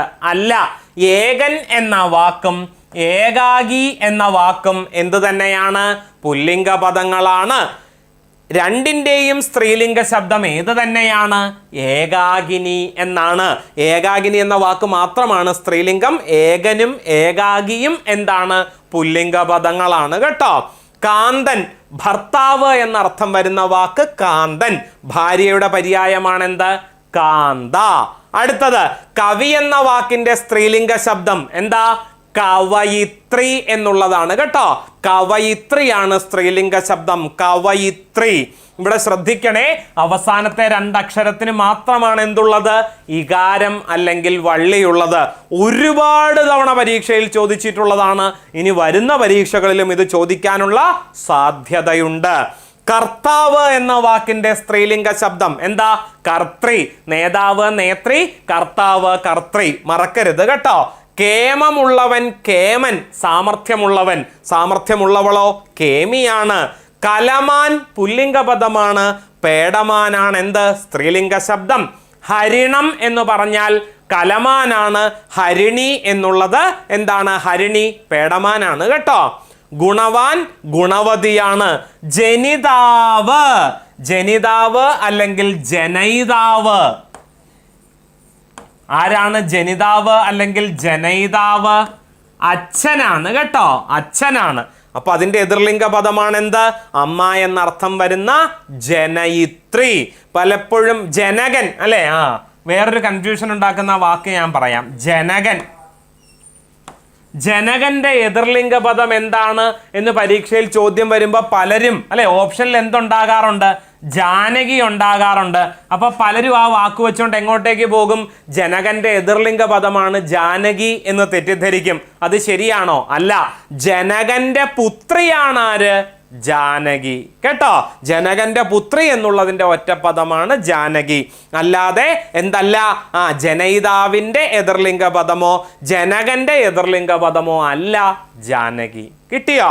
പിന്നെ മറ്റൊന്ന് വളരെ പ്രധാനപ്പെട്ടൊരു വാക്ക് തപസ്വി. തപസ്വി എന്ന വാക്ക് കേൾക്കുമ്പോൾ ഈ ഏകാഗിയുടെ കാര്യം പറഞ്ഞതുപോലെയാണ്, സ്ത്രീലിംഗ ശബ്ദമാണ് എന്ന് തോന്നാൻ സാധ്യതയുണ്ട്. അവസാനം ഈ എന്ന ശബ്ദം വരുമ്പോൾ അത് സ്ത്രീലിംഗ പദമാണെന്ന് പലരും തെറ്റിദ്ധരിക്കാറുണ്ട്. അങ്ങനെയാണോ? ഒരിക്കലും അല്ല. അവസാനം ഇകാരം വരുന്ന എല്ലാ പദങ്ങളും സ്ത്രീലിംഗ പദങ്ങളാണോ? അല്ല. ഏറ്റവും ഒടുവിൽ മികച്ച നടനുള്ള നാഷണൽ അവാർഡ് നേടിയ നടന്റെ പേര് അവസാനിക്കുന്നത് ഈ എന്ന ശബ്ദത്തിലാണ്, മമ്മൂട്ടി എന്നാണ് അല്ലേ. സ്ത്രീലിംഗ പദമാണോ? അല്ല. അതുപോലെ നിങ്ങളുടെ മുന്നിലിരിക്കുന്ന ഈ ഒരുവന്റെ പേരും എന്താണ്? ശ്രീനിധി എന്നാണ്. സ്ത്രീലിംഗ പദമാണോ? അല്ല, പുല്ലിംഗ പദമാണ്. അപ്പോൾ വാക്കിന്റെ ഒടുവിൽ ഇകാരം അല്ലെങ്കിൽ വള്ളിയിട്ടാൽ അത് സ്ത്രീലിംഗ പദമാകും എന്ന് തെറ്റിദ്ധരിക്കരുത് കേട്ടോ. നോക്കിക്കേ, തപസ്വി, ഒറ്റ നോട്ടത്തിൽ അത് സ്ത്രീലിംഗ പദമാണെന്ന് തോന്നാം, പക്ഷേ അല്ല. തപസ്വി എന്നുള്ളത് പുല്ലിംഗ പദം, തപസ്വിനി എന്നുള്ളതാണ് സ്ത്രീലിംഗ പദം. അതുപോലെ മറ്റൊന്ന് താപസൻ എന്നുള്ളത് പുല്ലിംഗ പദമാണ്, താപസി എന്നുള്ളത് സ്ത്രീലിംഗ പദമാണ്. കൺഫ്യൂഷൻ ഉണ്ടാകാനുള്ള സാധ്യത വളരെ വളരെ കൂടുതലാണ്. നോക്കിക്കേ, തപസ്വി പുല്ലിംഗ പദം, താപസി സ്ത്രീലിംഗ പദം. കണ്ടോ? താപസൻ പുല്ലിംഗ പദം, തപസ്വിനി സ്ത്രീലിംഗ പദം. ഈ രണ്ട് വാക്കുകൾ തമ്മിലാണ് നിങ്ങൾക്ക് കൺഫ്യൂഷൻ ആകാനുള്ള സാധ്യത വളരെ കൂടുതലുള്ളത്. തപസ്വി പുല്ലിംഗമാണെന്നും താപസി സ്ത്രീലിംഗമാണെന്നും മറക്കരുത് കേട്ടോ. വളരെ വളരെ പ്രധാനപ്പെട്ടത്. അടുത്തത് തേജസ്സുള്ളവൻ തേജസ്വിയാണ്. തേജസ്സുള്ളവളാരാണ്? തേജസ്വിനിയാണ് കേട്ടോ. ദൗഹിത്രൻ എന്നുള്ളത് പുല്ലിംഗ പദമാണ്. പുത്രന്റെ പുത്രൻ ആണ്, അല്ല, പുത്രിയുടെ പുത്രൻ ആണ് ദൗഹിത്രൻ. പുത്രിയുടെ പുത്രിയാണ് ആര്? ദൗഹിത്രി. പുത്രന്റെ പുത്രനാണ് പൗത്രൻ, പുത്രന്റെ പുത്രിയാണ് പൗത്രി അല്ലേ, നമുക്കറിയാം. പിന്നെ ധാതാവ് ധാത്രി. ധാതാവ് ധാത്രി, രണ്ട് തരത്തിലുള്ള വാക്കുകളുണ്ട്. വാക്കിന്റെ അർത്ഥവും അവിടെ ശ്രദ്ധിക്കേണ്ടതുണ്ട്. ദാതാവ് എന്ന വാക്കിന്റെ സ്ത്രീലിംഗ ശബ്ദം ധാത്രി എന്നാണ്. ആരാണ് ദാതാവ്? നൽകുന്നവനാണ്. നൽകുന്നവൻ എന്നർത്ഥം വരുന്ന വാക്ക് ദാതാവ്. അതിൻ്റെ സ്ത്രീലിംഗ പദമാണെന്ത്? ധാത്രി. നൽകുന്നവളാണ് അല്ലേ? അതുപോലെ ഇവിടെ വരുമ്പോഴോ ധാതാവ്, വിധാതാവ് എന്നൊക്കെ പറയാറുണ്ട്. ആരെയാ പറയുന്നേ? ഈശ്വരനെയാണ് പറയുന്നത്. ധാത്രി എന്ന് പറഞ്ഞാൽ ആരാണ് ധാത്രി? അമ്മ അല്ലെങ്കിൽ ഭൂമിയുടെ പര്യായമാണ് കേട്ടോ. അപ്പൊ ഏത് ധായാണ് ഉപയോഗിച്ചിരിക്കുന്നത് എന്ന് നോക്കിയിട്ട് വേണം എതിർലിംഗ പദം അല്ലെങ്കിൽ വാക്കിന്റെ അർത്ഥം തിരിച്ചറിയാനായിട്ട്. ധനമുള്ളവൻ ധനവാനാണ്. ധനമുള്ളവളാരാണ്? ധനവതിയാണ്. ബുദ്ധിയുള്ളവൻ ബുദ്ധിമാനാണ്. ബുദ്ധിയുള്ളവളാരാണ്? ബുദ്ധിമതിയാണ്. കിട്ടിയല്ലോ. ഇതൊക്കെ പരീക്ഷയിൽ പലയാവർത്തി ചോദിച്ചിട്ടുള്ള എതിർലിംഗ ശബ്ദങ്ങളാണ്. അടുത്ത ചോദ്യത്തിലേക്ക് കടക്കാം. അടുത്ത ചോദ്യം എന്താണ്? ഒരു കാവ്യശകലമാണ് തന്നിരിക്കുന്നത്. വളരെ പ്രസിദ്ധമായ കവിവാക്യം എന്താണ്? വിരഹത്തിലല്ലാതെ ലാവണ്യം സമഗ്രമായി നിരവധ്യമായിട്ട് കാണുവാൻ കഴിവില്ല എന്നാ പറഞ്ഞിരിക്കുന്നത്. ആരുടെ വരികൾ? പ്രഥമ ജ്ഞാനപീഠ പുരസ്കാര ജേതാവായ ജി ശങ്കരക്കുറുപ്പിന്റെ എൻ്റെ വേളി എന്ന കവിതയിലെ വരികളാണ് നമുക്കിവിടെ കാണാനാവുക. ഹൈസ്കൂൾ ടെക്സ്റ്റ് ബുക്കിൽ എൻ്റെ വേളി എന്ന കവിത പഠിക്കാനുണ്ട് കേട്ടോ. അതിൽ നിന്ന് വന്നതാണ് ഈ ചോദ്യം. ഇവിടെ എൻ്റെ വേളി, ഇവിടെ വധുവായിട്ട് ആരെയാ കാണുന്നത്? മരണത്തെ വിവാഹം കഴിക്കാൻ ഒരുങ്ങുന്ന, അതായത് മരിക്കാൻ പോകുന്ന ഒരുവന്റെ ചിന്തകളാണ് ഈ കവിതയിൽ വിഷയമായിട്ട് വന്നിട്ടുള്ളത്. ജി ശങ്കരക്കുറുപ്പിന്റെ വളരെ പ്രധാനപ്പെട്ട ഒരു കവിതയാണ് എൻ്റെ വേളി. വന്നടുത്തെന്നോ വേളി മുഹൂർത്തം പിടയ്ക്കായിക സന്നമാം ഹൃദന്തമേ ശാന്തമായിരുന്നാലും കാലമെൻ ശിരസിങ്കൽ അണീക്കയായി മുല്ലമാല ഫാലത്തിൽ ചേർത്തു കഴിഞ്ഞു വരക്കുറി. എന്താ ഇവിടെ ഉദ്ദേശിക്കുന്നത്? വേളി മുഹൂർത്തം വന്നെടുത്തു. നീ മരിക്കാൻ പോകുന്ന മുഹൂർത്തമാണ് ഇവിടെ ഉദ്ദേശിക്കുന്നത് കേട്ടോ. നീ എത്രയൊക്കെ ടെൻഷൻ അടിച്ചിട്ടും കാര്യമില്ല. നീ ജനിച്ചോ, ഒരിക്കൽ മരിച്ചേ മതിയാകൂ എന്ന ഓർമ്മപ്പെടുത്തലാണ്. അടുത്ത വരി നോക്കൂ. കാലമൻ ശിരസിങ്കൽ അണീക്കയായി മുല്ലമാല. എന്താ അവിടെ ഉദ്ദേശിച്ചത്? മുടി നരച്ചു തുടങ്ങിയിരിക്കുന്നു, പ്രായമായിരിക്കുന്നു എന്നുള്ളതാണ് കവി ഇവിടെ ഉദ്ദേശിച്ചത്. തീർന്നില്ല. ഫാലത്തിൽ ചേർത്ത് കഴിഞ്ഞു വരക്കുറി. ഫാലം നെറ്റിയാണ് അല്ലെ? നെറ്റിയിൽ ചുളിവുകൾ വീണിരിക്കുന്നു, മുടി വെളുത്തു തുടങ്ങുന്നു. നെറ്റിയിലെയും മറ്റും ചർമ്മങ്ങൾ വര വീഴാൻ തുടങ്ങിയിരിക്കുന്നു. പ്രായമായി എന്നറിയുന്നതിന് കാലം നൽകുന്ന സൂചനകളെല്ലാം തന്നെ നിന്നിൽ ഇന്ന് ദൃശ്യമാണ്. ടെൻഷൻ അടിക്കണ്ട, നിനക്ക് മരിക്കാൻ സമയമായിരിക്കുന്നു. കവി പറയുകയാണ് കേട്ടോ. വരണം വരൻ മാത്രം ആസന്നമായി പോയി വരണം, സനാതന നിയമം ലംഘിക്കാമോ? അല്ലേ? ഇനി ആര് വന്നാൽ മതി? എന്നെ അങ്ങോട്ട് കൊണ്ടുപോകാനായിട്ട് എൻ്റെ കെട്ടിയോൻ വന്നാൽ മതി. ആരാണ് ഈ കെട്ടിയോൻ? കാലമാകുന്ന കെട്ടിയോൻ. നമ്മൾ എളുപ്പത്തിന് കാലൻ എന്ന് വിളിക്കും. അങ്ങേര് വരണ്ട താമസമേ ഉള്ളൂ, ഞാൻ പോകാൻ റെഡിയാണ്, റെഡിയായിട്ടിരിക്കുക എന്നാണ് കവി പറയുന്നത് കേട്ടോ. അതിമനോഹരമായ ജീവിത ദർശനങ്ങൾ ഉള്ളടങ്ങിയിട്ടുള്ള ഒരു കവിതയാണ് ഏത്? എൻ്റെ വേളി കേട്ടോ. ഇതുപോലെ ഓരോ വരിയെടുത്തും വിശദീകരിക്കാൻ ഒരുപാടുണ്ട്. മറ്റൊരവസരത്തിൽ ഇതിനെക്കുറിച്ച് കൂടുതൽ പറയുന്നതായിരിക്കും. തിരിച്ചവിടെ നിന്ന് ആഗമിക്കുന്നില്ലൊരു മോതിയിടാൻ, അന്തഃപുരം നാഗമോ നരകമോ മാമക ഹൃദന്തത്തിൽ കൊണ്ടിടുന്നുണ്ട് ആമന്തം സമീപിക്കും പതിതൻ പദന്യാസം. അതിമനോഹരമായ വരികളാണ്. വിശദീകരിക്കാൻ ഒരു അവസരം കിട്ടിയാൽ മറ്റൊരവസരത്തിലാകാം. ഇതിന്റെ ഇടയിൽ വരുന്ന വരികളാണ് എന്ത്? വിരഹത്തിലല്ലാതെ ലാവണ്യം സമഗ്രമായി നിരവധ്യമായിട്ട് കാണുവാൻ കഴിവില്ല. പ്രേമത്തിൻ തിളക്കം കണ്ടത് ചെന്നെടുക്കായ്വിൻ, ഭീമമാം ഖഡ്ഗത്തേക്കാൾ മൂർച്ഛയേറിയതത്രേ. ഖഡ്ഗം വാളിന്റെ പര്യായമാണ് അല്ലെ? ലാവണ്യം സൗന്ദര്യമാണ്. എപ്പോഴാണ് ഏറ്റവും നമ്മുടെ കാമുകി ഏറ്റവും സുന്ദരിയായിട്ട് തോന്നുന്നത്? എപ്പോഴാണ്? നമ്മൾ പ്രേമിക്കുന്ന അവസരത്തിലല്ല, ഒരു ബ്രേക്കപ്പ് ഉണ്ടാകണം അല്ലെ? എന്തും നഷ്ടപ്പെടുമ്പോഴാണ് അത് കൂടുതൽ മനോഹരമായിട്ട് നമുക്ക് അനുഭവപ്പെടുക. അത് പ്രായമാണെങ്കിൽ ആണെങ്കിലും ശരി, കാമുകനാണെങ്കിലും ശരി, കാമുകിയാണെങ്കിലും ശരി, എന്താണെങ്കിലും അതിൻ്റെ മൂല്യം തിരിച്ചറിയണമെങ്കിൽ നമ്മളിൽ നിന്നത് നഷ്ടപ്പെടണം. അങ്ങനെ ഒരുപാട് തത്വചിന്തകൾ ഉള്ളടങ്ങിയിട്ടുള്ള അതിമനോഹരമായ കവിതകളിൽ ഒന്നാണേത്? ജി ശങ്കരക്കുറുപ്പിൻ്റെ എൻ്റെ വേളി. ഇനിയും നമ്മൾ ഇതിലേക്ക് പോയാൽ കാവ്യ സൗന്ദര്യത്തിൽ അങ്ങോട്ട് ആണ്ടിറങ്ങിപ്പോകും. പരീക്ഷയ്ക്ക് ചോദിച്ചിട്ടുള്ള ഏതാനും ചില വരികൾ മാത്രം ഞാനിവിടെ സൂചിപ്പിച്ചിട്ട് വിരമിക്കാം കേട്ടോ. ദാ നോക്കൂ, എഴുത്തച്ഛൻ്റേത് എന്ന നിലയ്ക്ക് പരീക്ഷയ്ക്ക് ചോദിച്ചിട്ടുള്ള ചില വരികൾ നമുക്ക് പരിശോധിക്കാം. ഭോഗങ്ങളെല്ലാം ക്ഷണപ്രഭാ ചഞ്ചലം, വേഗേന നഷ്ടമായുസ്സുമോർക്ക നീ. സുഖഭോഗങ്ങളുടെ പിന്നാലെ പോകുന്നത് രസകരമാണ്, കൗതുകമാണ്. നമ്മുടെ മനസ്സ് എപ്പോഴും പറഞ്ഞുകൊണ്ടിരിക്കും സുഖിക്കുക, സുഖിക്കുക, സുഖിക്കുക.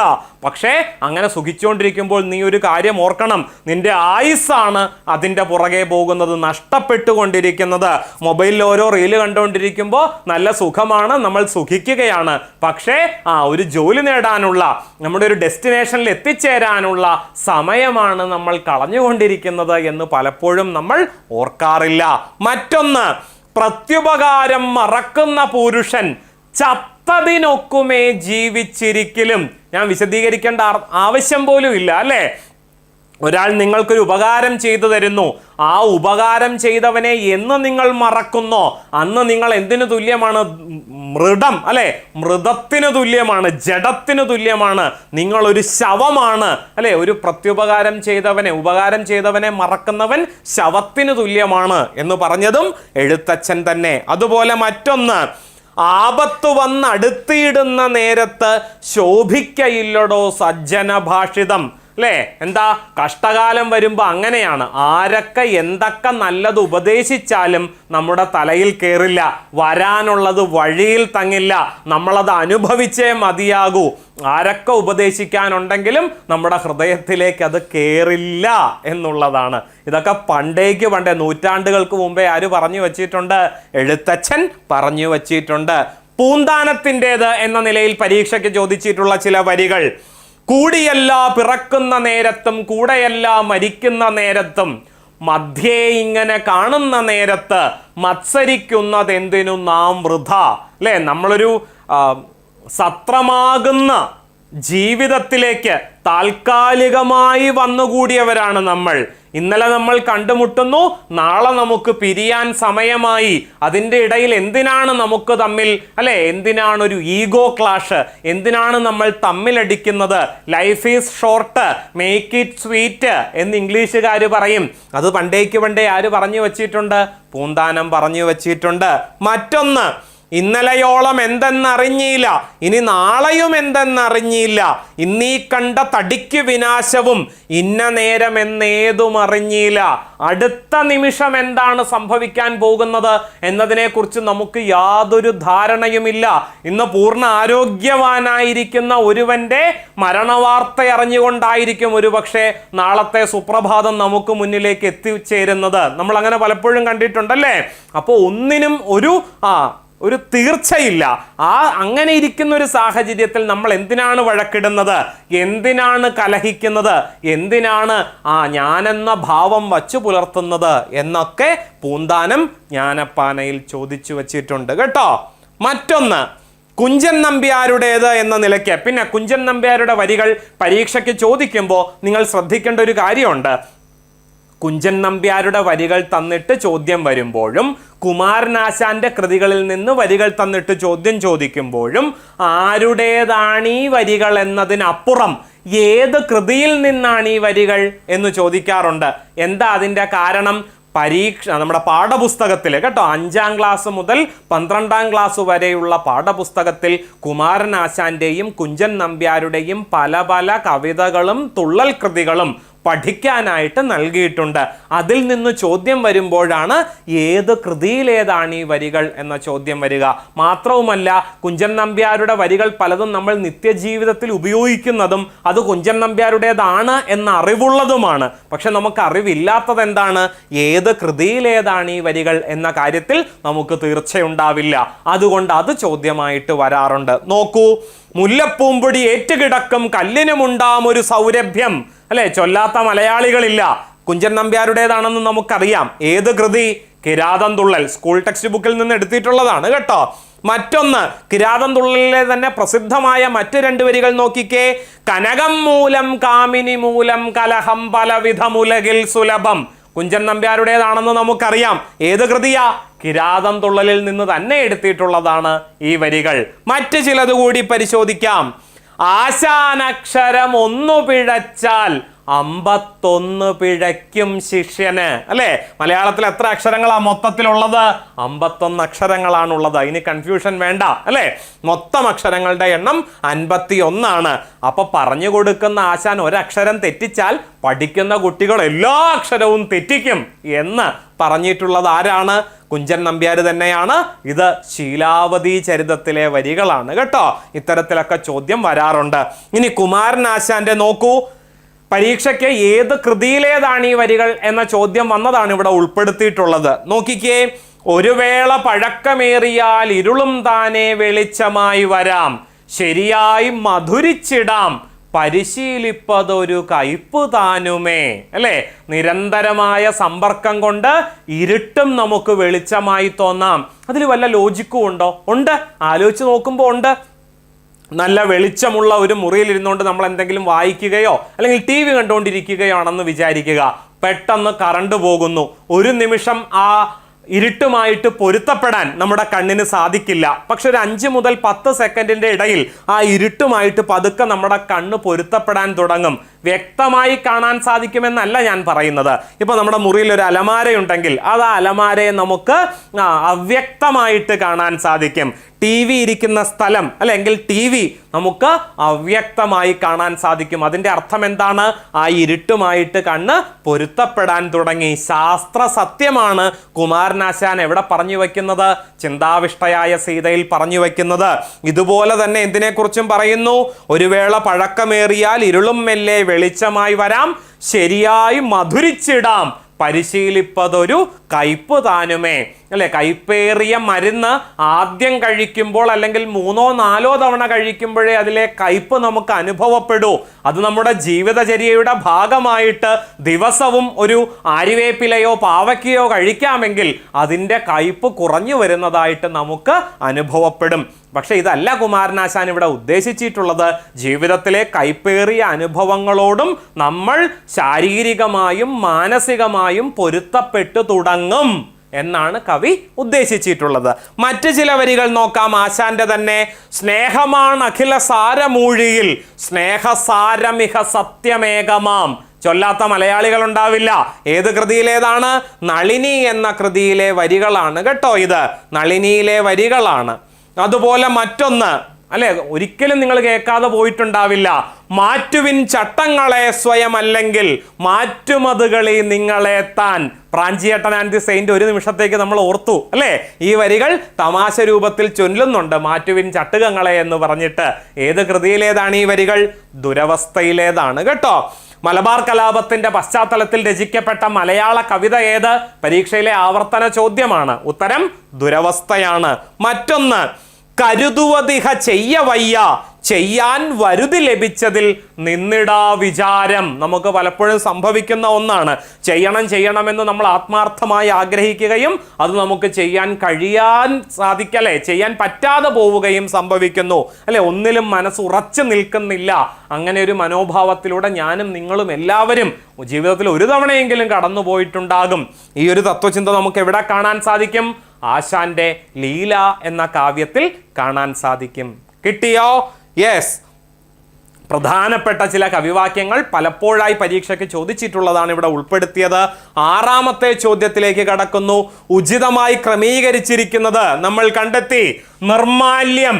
MT വാസുദേവൻ നായർ ആദ്യമായി സംവിധാനം ചെയ്ത ചിത്രമേത് എന്ന് ചോദിച്ചാൽ അതിന്റെ ഉത്തരം ഏതാ? നിർമാല്യമാണ്. ചെമ്മീൻ എന്ന സിനിമ സംവിധാനം ചെയ്തത് രാമു കാര്യാട്ടാണ് എന്ന് നമുക്കറിയാം. അങ്ങനെയാണെങ്കിൽ തകഴി ശിവശങ്കര പിള്ളയ്ക്ക് കേന്ദ്ര സാഹിത്യ അക്കാദമി അവാർഡ് നേടിക്കൊടുത്ത കൃതി ഏതെന്ന് ചോദിച്ചാൽ അത് ചെമ്മീൻ എന്ന നോവലാണ്. പിന്നെ കാഞ്ചന സീത എന്ന നാടകം എഴുതിയത് ആരാണ്? രാമായണത്തെ അധികരിച്ച് ലങ്കാലക്ഷ്മി, സാകേതം, കാഞ്ചന സീത ഈ 3 നാടകങ്ങളും എഴുതിയത് CN ശ്രീകണ്ഠൻ നായരാണ്. ഭാസ്കര പട്ടേലറും എൻ്റെ ജീവിതവും എന്ന സക്കറിയയുടെ നോവലറ്റാണ് പിന്നീട് അടൂർ ഗോപാലകൃഷ്ണൻ വിധേയൻ എന്ന സിനിമയാക്കി മാറ്റിയത്. കണ്ടോ? അപ്പോൾ വളരെ പ്രശസ്തമായ ചില കൃതികളും അതിൻ്റെ രചയിതാക്കളുമായിരുന്നു. 1 ബി, 2 ഡി, 3 എ, 4 സി. അതാണ് ശരിയായ ഉത്തരം. ഇനി ഈ കൃതികളെയൊക്കെ നമുക്കൊന്ന് അടുത്ത് പരിചയപ്പെടാം. നോക്കിക്കേ, MT വാസുദേവൻ നായർ തിരക്കഥ രചിച്ച് നിർമ്മിച്ച് സംവിധാനം ചെയ്ത ചലച്ചിത്രമാണ് 1973 പുറത്തിറങ്ങിയ നിർമാല്യം. പ്രസ്താവന ചോദ്യങ്ങൾ സമീപകാലത്ത് ഒരുപാട് നമ്മുടെ പരീക്ഷയിൽ ചോദിക്കാറുണ്ട്. 95-ൽ ജ്ഞാനപീഠ പുരസ്കാരം നേടിയ വ്യക്തിത്വം കൂടിയാണ് ആര്? MT വാസുദേവൻ നായർ. ജ്ഞാനപീഠ പുരസ്കാരം നേടിയവരെ കുറിച്ചുള്ള ചോദ്യങ്ങൾ പരീക്ഷയിലെ വളരെ പ്രധാനപ്പെട്ട ഒരു വിഭാഗമാണ്, വിട്ടുകളയരുത്. അതുപോലെ തന്നെ ചോദിക്കുന്ന ഒരു ചോദ്യമുണ്ട്, MT വാസുദേവൻ നായരുടെ ഏത് കഥയാണ് നിർമാല്യം എന്ന തിരക്കഥയായി മാറിയത്? MT വാസുദേവൻ നായരുടെ പള്ളിവാളും കാൽച്ചിലമ്പും എന്ന ചെറുകഥയാണ് നിർമാല്യം എന്ന സിനിമയായിട്ട് മാറിയത്. അത് വരുന്നുണ്ട്, വഴിയെ പറയാം. 1973 മികച്ച ചലച്ചിത്രത്തിനുള്ള ദേശീയ സംസ്ഥാന പുരസ്കാരങ്ങൾ നിർമാല്യത്തിന് ലഭിച്ചിട്ടുണ്ട്. കേന്ദ്ര കഥാപാത്രത്തെ വെളിച്ചപ്പാടിനെ അവതരിപ്പിച്ച PJ ആന്റണിക്ക് മികച്ച നടനുള്ള ദേശീയ പുരസ്കാരം ഭരത് അവാർഡ് ലഭിക്കുകയുണ്ടായി. അല്ലെ, നോക്കിക്കേ, മികച്ച നടനുള്ള ദേശീയ പുരസ്കാരം PJ ആന്റണിക്ക് ലഭിച്ചത് നിർമാല്യം എന്ന ചിത്രത്തിലെ അഭിനയത്തിലൂടെയാണ്, അതിലെ വെളിച്ചപ്പാടിനെ അവതരിപ്പിച്ചതിലൂടെയാണ്. ഇവിടെ എഴുതിയിരിക്കുന്നു ഇപ്പൊ പറഞ്ഞ കാര്യം. MTയുടെ പള്ളിവാളും കാൽച്ചിലമ്പും എന്ന ചെറുകഥയാണ് ഏത് സിനിമയായി മാറിയത്? നിർമാല്യം എന്ന സിനിമയായി മാറിയത്. MT വാസുദേവൻ നായർ ആദ്യമായി സംവിധാനം ചെയ്ത സിനിമ ഏത് എന്ന് ചോദിച്ചാൽ അതിന്റെ ഉത്തരവും ഏത് തന്നെയാണ്? നിർമാല്യം തന്നെയാണ്. അടുത്ത ആളിലേക്ക് വരാം, CN ശ്രീകണ്ഠൻ നായരിലേക്ക് വരാം. അദ്ദേഹത്തിന്റെ നാടകമാണ് കാഞ്ചന സീത എന്ന് പറഞ്ഞു. 1962 നാടകരചനയ്ക്കുള്ള കേരള സാഹിത്യ അക്കാദമി അവാർഡ് നേടിയ നാടകം കൂടിയാണേത്? കാഞ്ചന സീത. രാമായണത്തെ അധികരിച്ച് 3 നാടകങ്ങൾ CN ശ്രീകണ്ഠൻ നായർ എഴുതിയിട്ടുണ്ട്. ഏതൊക്കെയാ? സാകേതം, ലങ്കാലക്ഷ്മി, കാഞ്ചന സീത. കേട്ടോ, വളരെ പ്രധാനപ്പെട്ടത്. കാഞ്ചന സീത എന്ന ഈ നാടകത്തെ ആസ്പദമാക്കി അതേ പേരിൽ ചലച്ചിത്രം സംവിധാനം ചെയ്തത്, കാഞ്ചന സീത എന്ന സിനിമ സംവിധാനം ചെയ്തത് ആരാണ്? G അരവിന്ദനാണ്. കേട്ടോ, G അരവിന്ദനാണ്. ഈ സിനിമയിൽ ഒരു പ്രത്യേകതയുണ്ട്. ഇതിൽ സീതയെ ഒരു നായികയായിട്ടല്ല അവതരിപ്പിച്ചിരിക്കുന്നത്.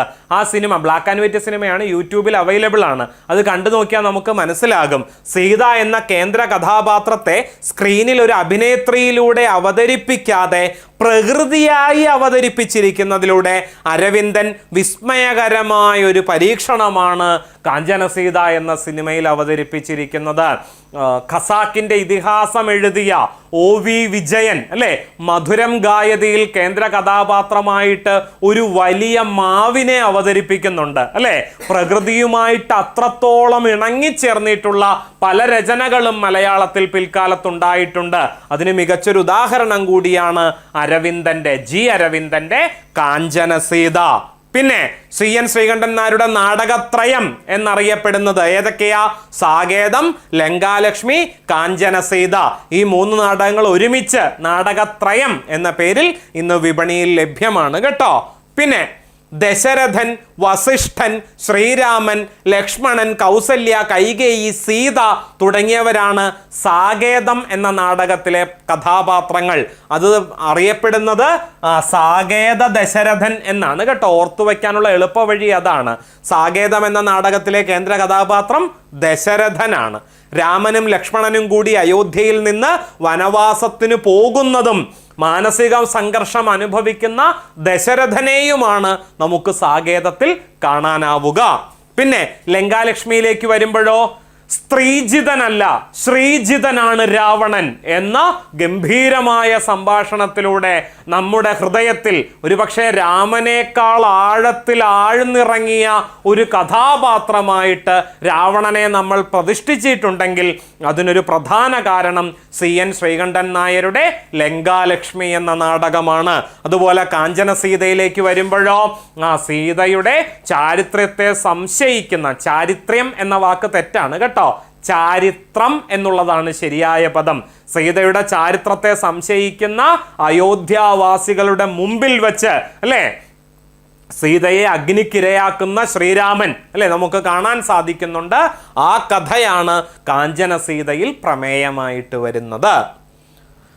പിന്നെ തകഴി ശിവശങ്കര പിള്ളയിലേക്ക് വരാം, ചെമ്മീനിലേക്ക് വരാം. ചെമ്മീനിലേക്ക് വരുമ്പോൾ ചെമ്മീൻ എന്ന് കേൾക്കുമ്പോൾ നമ്മുടെ മനസ്സിലേക്ക് പെട്ടെന്ന് വരുന്നത് പരീക്കുട്ടിയായ മധുവും കറുത്തമ്മയായ ഷീലയുമാണ്. നമുക്ക് സിനിമ എന്ന നിലയിലാണ് ചെമ്മീനിനെ കൂടുതൽ പരിചയം. അതിനു മുമ്പ് അത് എന്തായിരുന്നു? അതൊരു നോവലായിരുന്നു. ആര് രചിച്ചതായിരുന്നു? തകഴി ശിവശങ്കരപ്പിള്ള രചിച്ചതായിരുന്നു. തകഴി ശിവശങ്കരപ്പിള്ളയ്ക്ക് ആ നോവൽ രചിച്ചത് കൊണ്ട് എന്ത് കിട്ടി? കേന്ദ്ര സാഹിത്യ അക്കാദമി അവാർഡ് കിട്ടി. രാമു കാര്യാട്ടിന് മികച്ച സംവിധായകനുള്ള സ്വർണകമലം രാഷ്ട്രപതിയിൽ നിന്ന് ലഭിച്ചപ്പോൾ ചെമ്മീൻ എന്ന നോവൽ എഴുതിയതിന് തകഴി ശിവശങ്കര പിള്ളയ്ക്ക് മികച്ച നോവലിനുള്ള കേന്ദ്ര സാഹിത്യ അക്കാദമി അവാർഡ് ലഭിച്ചിട്ടുണ്ട് കേട്ടോ. അങ്ങനെ ഒരു പ്രാധാന്യം കൂടി ആ നോവലിനുണ്ട്. ഇനി സിനിമയാക്കിയപ്പോൾ നോവൽ ചുമ്മാ പിടിച്ചങ്ങ് സിനിമയാക്കാൻ പറ്റുമോ? ഇല്ല. നോവലിനെ എന്താക്കി മാറ്റണം? തിരക്കഥയാക്കി മാറ്റണം. അപ്പോ ചെമ്മീൻ എന്ന സിനിമയ്ക്ക് ആധാരമായ തിരക്കഥ എഴുതിയതാരാണ്? അത് തകഴി തന്നെയാണോ? അല്ല, അത് SL പുരം സദാനന്ദനാണ് ചെമ്മീൻ എന്ന സിനിമയ്ക്ക് ആധാരമായ തിരക്കഥയൊരുക്കിയത്. സംവിധാനം ചെയ്തത് രാമു കാര്യാട്ട്. സിനിമയ്ക്ക് ആധാരമായ കഥ എഴുതിയത് തകഴി ശിവശങ്കര പിള്ള. വളരെ പ്രധാനപ്പെട്ട പോയിന്റുകളാണ് കേട്ടോ. ശരി, അടുത്തത് നമുക്ക് അറിയാവുന്നതാണ് രാഷ്ട്രപതിയുടെ സ്വർണകമലം നമ്മുടെ രാമു കാര്യാട്ടിന് ലഭിച്ചത് ചെമ്മീൻ എന്ന ചലച്ചിത്രത്തിലൂടെയാണ്. ഈ പുരസ്കാരം നേടുന്ന ആദ്യ മലയാള സിനിമ എന്നല്ല, ആദ്യ ദക്ഷിണേന്ത്യൻ സിനിമ എന്ന പ്രാധാന്യമാണ് രാമു കാര്യാട്ടിന്റെ ചെമ്മീൻ എന്ന ചലച്ചിത്രത്തിന് ഉള്ളത്. തകഴിക്ക് കേന്ദ്ര സാഹിത്യ അക്കാദമി അവാർഡ് കിട്ടിയതും ഈ നോവലിന് തന്നെ. അടുത്തത് ഭാസ്കര പട്ടേലറും എൻ്റെ ജീവിതവും. ആരുടെ കൃതി? സക്കറിയ എന്ന പോൾ സക്കറിയയുടെ കൃതിയാണ്. കർണാടകയിലെ നെല്ലാടിയിൽ താമസിക്കുന്ന കാലത്താണ് സക്കറിയ ഈ നോവൽ എഴുതിയത്. കൊച്ചുതൊമ്മിയും ഭാസ്കര പട്ടേലറുമാണ് ഈ കൃതിയിലെ പ്രധാന കഥാപാത്രങ്ങൾ. ഇതാണ് അടൂർ ഗോപാലകൃഷ്ണൻ ഏത് സിനിമയാക്കിയത്? വിധേയൻ എന്ന സിനിമയാക്കി മാറ്റിയത്. ഇത് പിന്നീട് എന്തായിട്ടുണ്ട്? നാടകമായിട്ടുണ്ട് കേട്ടോ. സുവീരൻ എന്ന വ്യക്തി ഈ നോവലിനെ നാടക രൂപത്തിൽ അവതരിപ്പിക്കുകയും ചെയ്തിട്ടുണ്ട്. ഇത് പരീക്ഷയ്ക്ക് ചോദിച്ചതല്ല, ഇതിവിടെ ഉൾപ്പെടുത്തി എന്ന് മാത്രം. അടുത്ത ചോദ്യത്തിലേക്ക് പോകാമല്ലോ. അടുത്ത ചോദ്യം ഘടകപദങ്ങളുമായി ബന്ധപ്പെട്ടതാണ്, വിഗ്രഹിക്കലുമായി ബന്ധപ്പെട്ടതാണ്. പ്രകൃതി വിലാസം എന്നത് വിഗ്രഹിക്കുമ്പോൾ എങ്ങനെ വിഗ്രഹിക്കാം? പ്രകൃതിയുടെ വിലാസം. ഈ പ്രകൃതി എന്ന വാക്കിനൊരു പ്രത്യേകതയുണ്ട്. നേച്ചർ അല്ലെ, നമുക്ക് ചുറ്റും കാണുന്ന പ്രകൃതി, ആ അർത്ഥത്തിൽ ഉപയോഗിക്കാം. പിന്നെയോ സ്വഭാവം എന്ന അർത്ഥത്തിൽ ഉപയോഗിക്കാം. അവൻ്റെ ദേഹപ്രകൃതി എന്ന് പറഞ്ഞാൽ എന്താണ്? അവൻ്റെ ശരീരത്തിൻ്റെ സ്വഭാവം, ശരീരത്തിൻ്റെ ആകൃതി എന്ന് പറയാം അല്ലേ. അതുപോലെ അവൻ്റെ പ്രകൃതം എനിക്കിഷ്ടമല്ല എന്ന് പറഞ്ഞാലോ അവൻ്റെ സ്വഭാവം എനിക്കിഷ്ടമല്ല എന്നാണ്. ഞാൻ പറഞ്ഞു വന്നത് സ്വാഭാവികമായ സ്വഭാവത്തെ പ്രകൃതി എന്ന് പറയാറുണ്ട്. അതുകൊണ്ട് തന്നെ പ്രകൃതിയുടെ വിപരീതമായിട്ട് നമുക്ക് ഏത് വാക്ക് ഉപയോഗിക്കാം? വികൃതി എന്ന വാക്ക് ഉപയോഗിക്കാം കേട്ടോ. പ്രകൃതിയുടെ വിപരീതമാണ് വികൃതി. ഏതർത്ഥത്തിലാണ് എന്ന് മനസ്സിലായിട്ടുണ്ടാകുമല്ലോ. വീണ്ടും തിരിച്ചു വരാം. പ്രകൃതി വിലാസം, പ്രകൃതിയുടെ വിലാസം. ഇടയ്ക്ക് ചിലപ്പോൾ ഒന്ന് കുലുങ്ങും, ഇടയ്ക്ക് ചിലപ്പോൾ ഒന്ന് വെള്ളപ്പൊക്കം അഴിച്ചുവിടും. അങ്ങനെ പ്രകൃതിയുടെ വിലാസങ്ങൾ പലത് നാം കണ്ടു കഴിഞ്ഞു. ശരിയല്ലേ? അതാണ് പ്രകൃതിയുടെ വിലാസം. പ്രകൃതി വിലാസം, പ്രകൃതിയുടെ വിലാസം. ഇത്തരത്തിൽ പരീക്ഷയ്ക്ക് സമീപകാലത്ത് ചോദിച്ചിട്ടുള്ള ചില ഘടകപദങ്ങൾ അല്ലെങ്കിൽ സ്കൂൾ ടെക്സ്റ്റ് ബുക്കിൽ നിന്ന് എടുത്തിട്ടുള്ള ചില ഘടകപദങ്ങൾ നമുക്ക് നോക്കാം. പൂച്ചക്കുട്ടി, പൂച്ചയുടെ കുട്ടി. മഴത്തുള്ളി, മഴയുടെ തുള്ളി. മഷിക്കുപ്പി, മഷിയുടെ കുപ്പി. ഇവിടെയൊക്കെ ഉടെ എന്ന ശബ്ദം വെച്ചുകൊണ്ടാണ് നമ്മൾ വിഗ്രഹിക്കുന്നത് അല്ലെങ്കിൽ ഘടകപദമാക്കുന്നത്. അപ്പോൾ ഇത് ഏത് സമാസമാണ്? ഉടെ എന്നുള്ളത് സംബന്ധികാ വിഭക്തിയുടെ പ്രത്യയമായതുകൊണ്ട് ഇത് സംബന്ധികാ തൽപുരുഷനാണ്. മറ്റൊന്ന് കള്ളക്കൂട്ടം, കള്ളന്മാരുടെ കൂട്ടം. ഉടെ എന്ന വിഭക്തി സംബന്ധികയുടെ തന്നെയല്ലേ? അപ്പൊ ഏത് സമാസം? സംബന്ധികാ തൽപുരുഷൻ. സമീപകാലത്ത് 2026 തന്നെ ഒന്നിലധികം തവണ ചോദിച്ച ചോദ്യമുണ്ട്. 5, 6 എന്നുള്ളത് ഘടകപദമാക്കുക. പലരും എളുപ്പത്തിൽ എന്ത് ചെയ്യുന്നറിയുവോ? 5ഉം 6ഉം എന്ന് ഘടകപദങ്ങളാക്കും. ശരിയാണോ അത്? അല്ല. ഇവിടെ നമ്മൾ കോമൺ സെൻസ് ഉപയോഗിക്കണം. ഞാൻ നിങ്ങളോട് ചോദിക്കുകയാണ്, നിങ്ങളുടെ കയ്യിൽ എത്ര പേനയുണ്ട്? നിങ്ങൾ മറുപടി പറയുന്നു 5, 6 പേനയുണ്ട്. 5, 6 പേന എന്ന് പറഞ്ഞാൽ അതിൻ്റെ അർത്ഥം എന്താ? 5ഉം 6ഉം കൂടി കൂട്ടി 11 പേന എന്നാണോ അതിൻ്റെ അർത്ഥം? അല്ല. എൻ്റെ കയ്യിൽ 5 പേനയാകാനും 6 പേനയാകാനും തുല്യ സാധ്യതയാണുള്ളത്. ചിലപ്പോൾ 5 പേനയുണ്ടായിരിക്കും, അല്ലെങ്കിൽ 6 പേനയുണ്ടായിരിക്കും എന്നാണ് അതിൻ്റെ അർത്ഥം. ആണല്ലോ. അപ്പൊ 5ഉം 6ഉം എന്നാണോ അത് വിഗ്രഹിക്കേണ്ടത്? അല്ല. 5ഓ 6ഓ എന്നാണ് അത് വിഗ്രഹിക്കേണ്ടത്. ചില സമയത്ത് നമ്മൾ എന്ത് ഉപയോഗിക്കണം? കോമൺ സെൻസ് ഉപയോഗിക്കണം കേട്ടോ. അടുത്തത് മഹർഷി എങ്ങനെ വിഗ്രഹിക്കാം? മഹാനായ ഋഷി. മഹാകാവ്യം, മഹത്തായ കാവ്യം എന്ന് വിഗ്രഹിക്കാം അല്ലേ? മഹാകവി, മഹാനായ കവിയാണ്. വിഗ്രഹിക്കുമ്പോൾ ആയ എന്ന ശബ്ദം വന്നാൽ അതേത് സമാസം? കർമ്മധാരയ സമാസം. 5ഓ 6ഓ എന്നുള്ളത് ഏത് സമാസം? 2 വാക്കുകൾക്കും തുല്യ പ്രാധാന്യമാകയാൽ ദ്വന്ദ്വ സമാസത്തിന് ഉദാഹരണം. കലാതൽപരൻ എങ്ങനെ വിഗ്രഹിക്കാം? കലയിൽ താല്പര്യമുള്ളവൻ.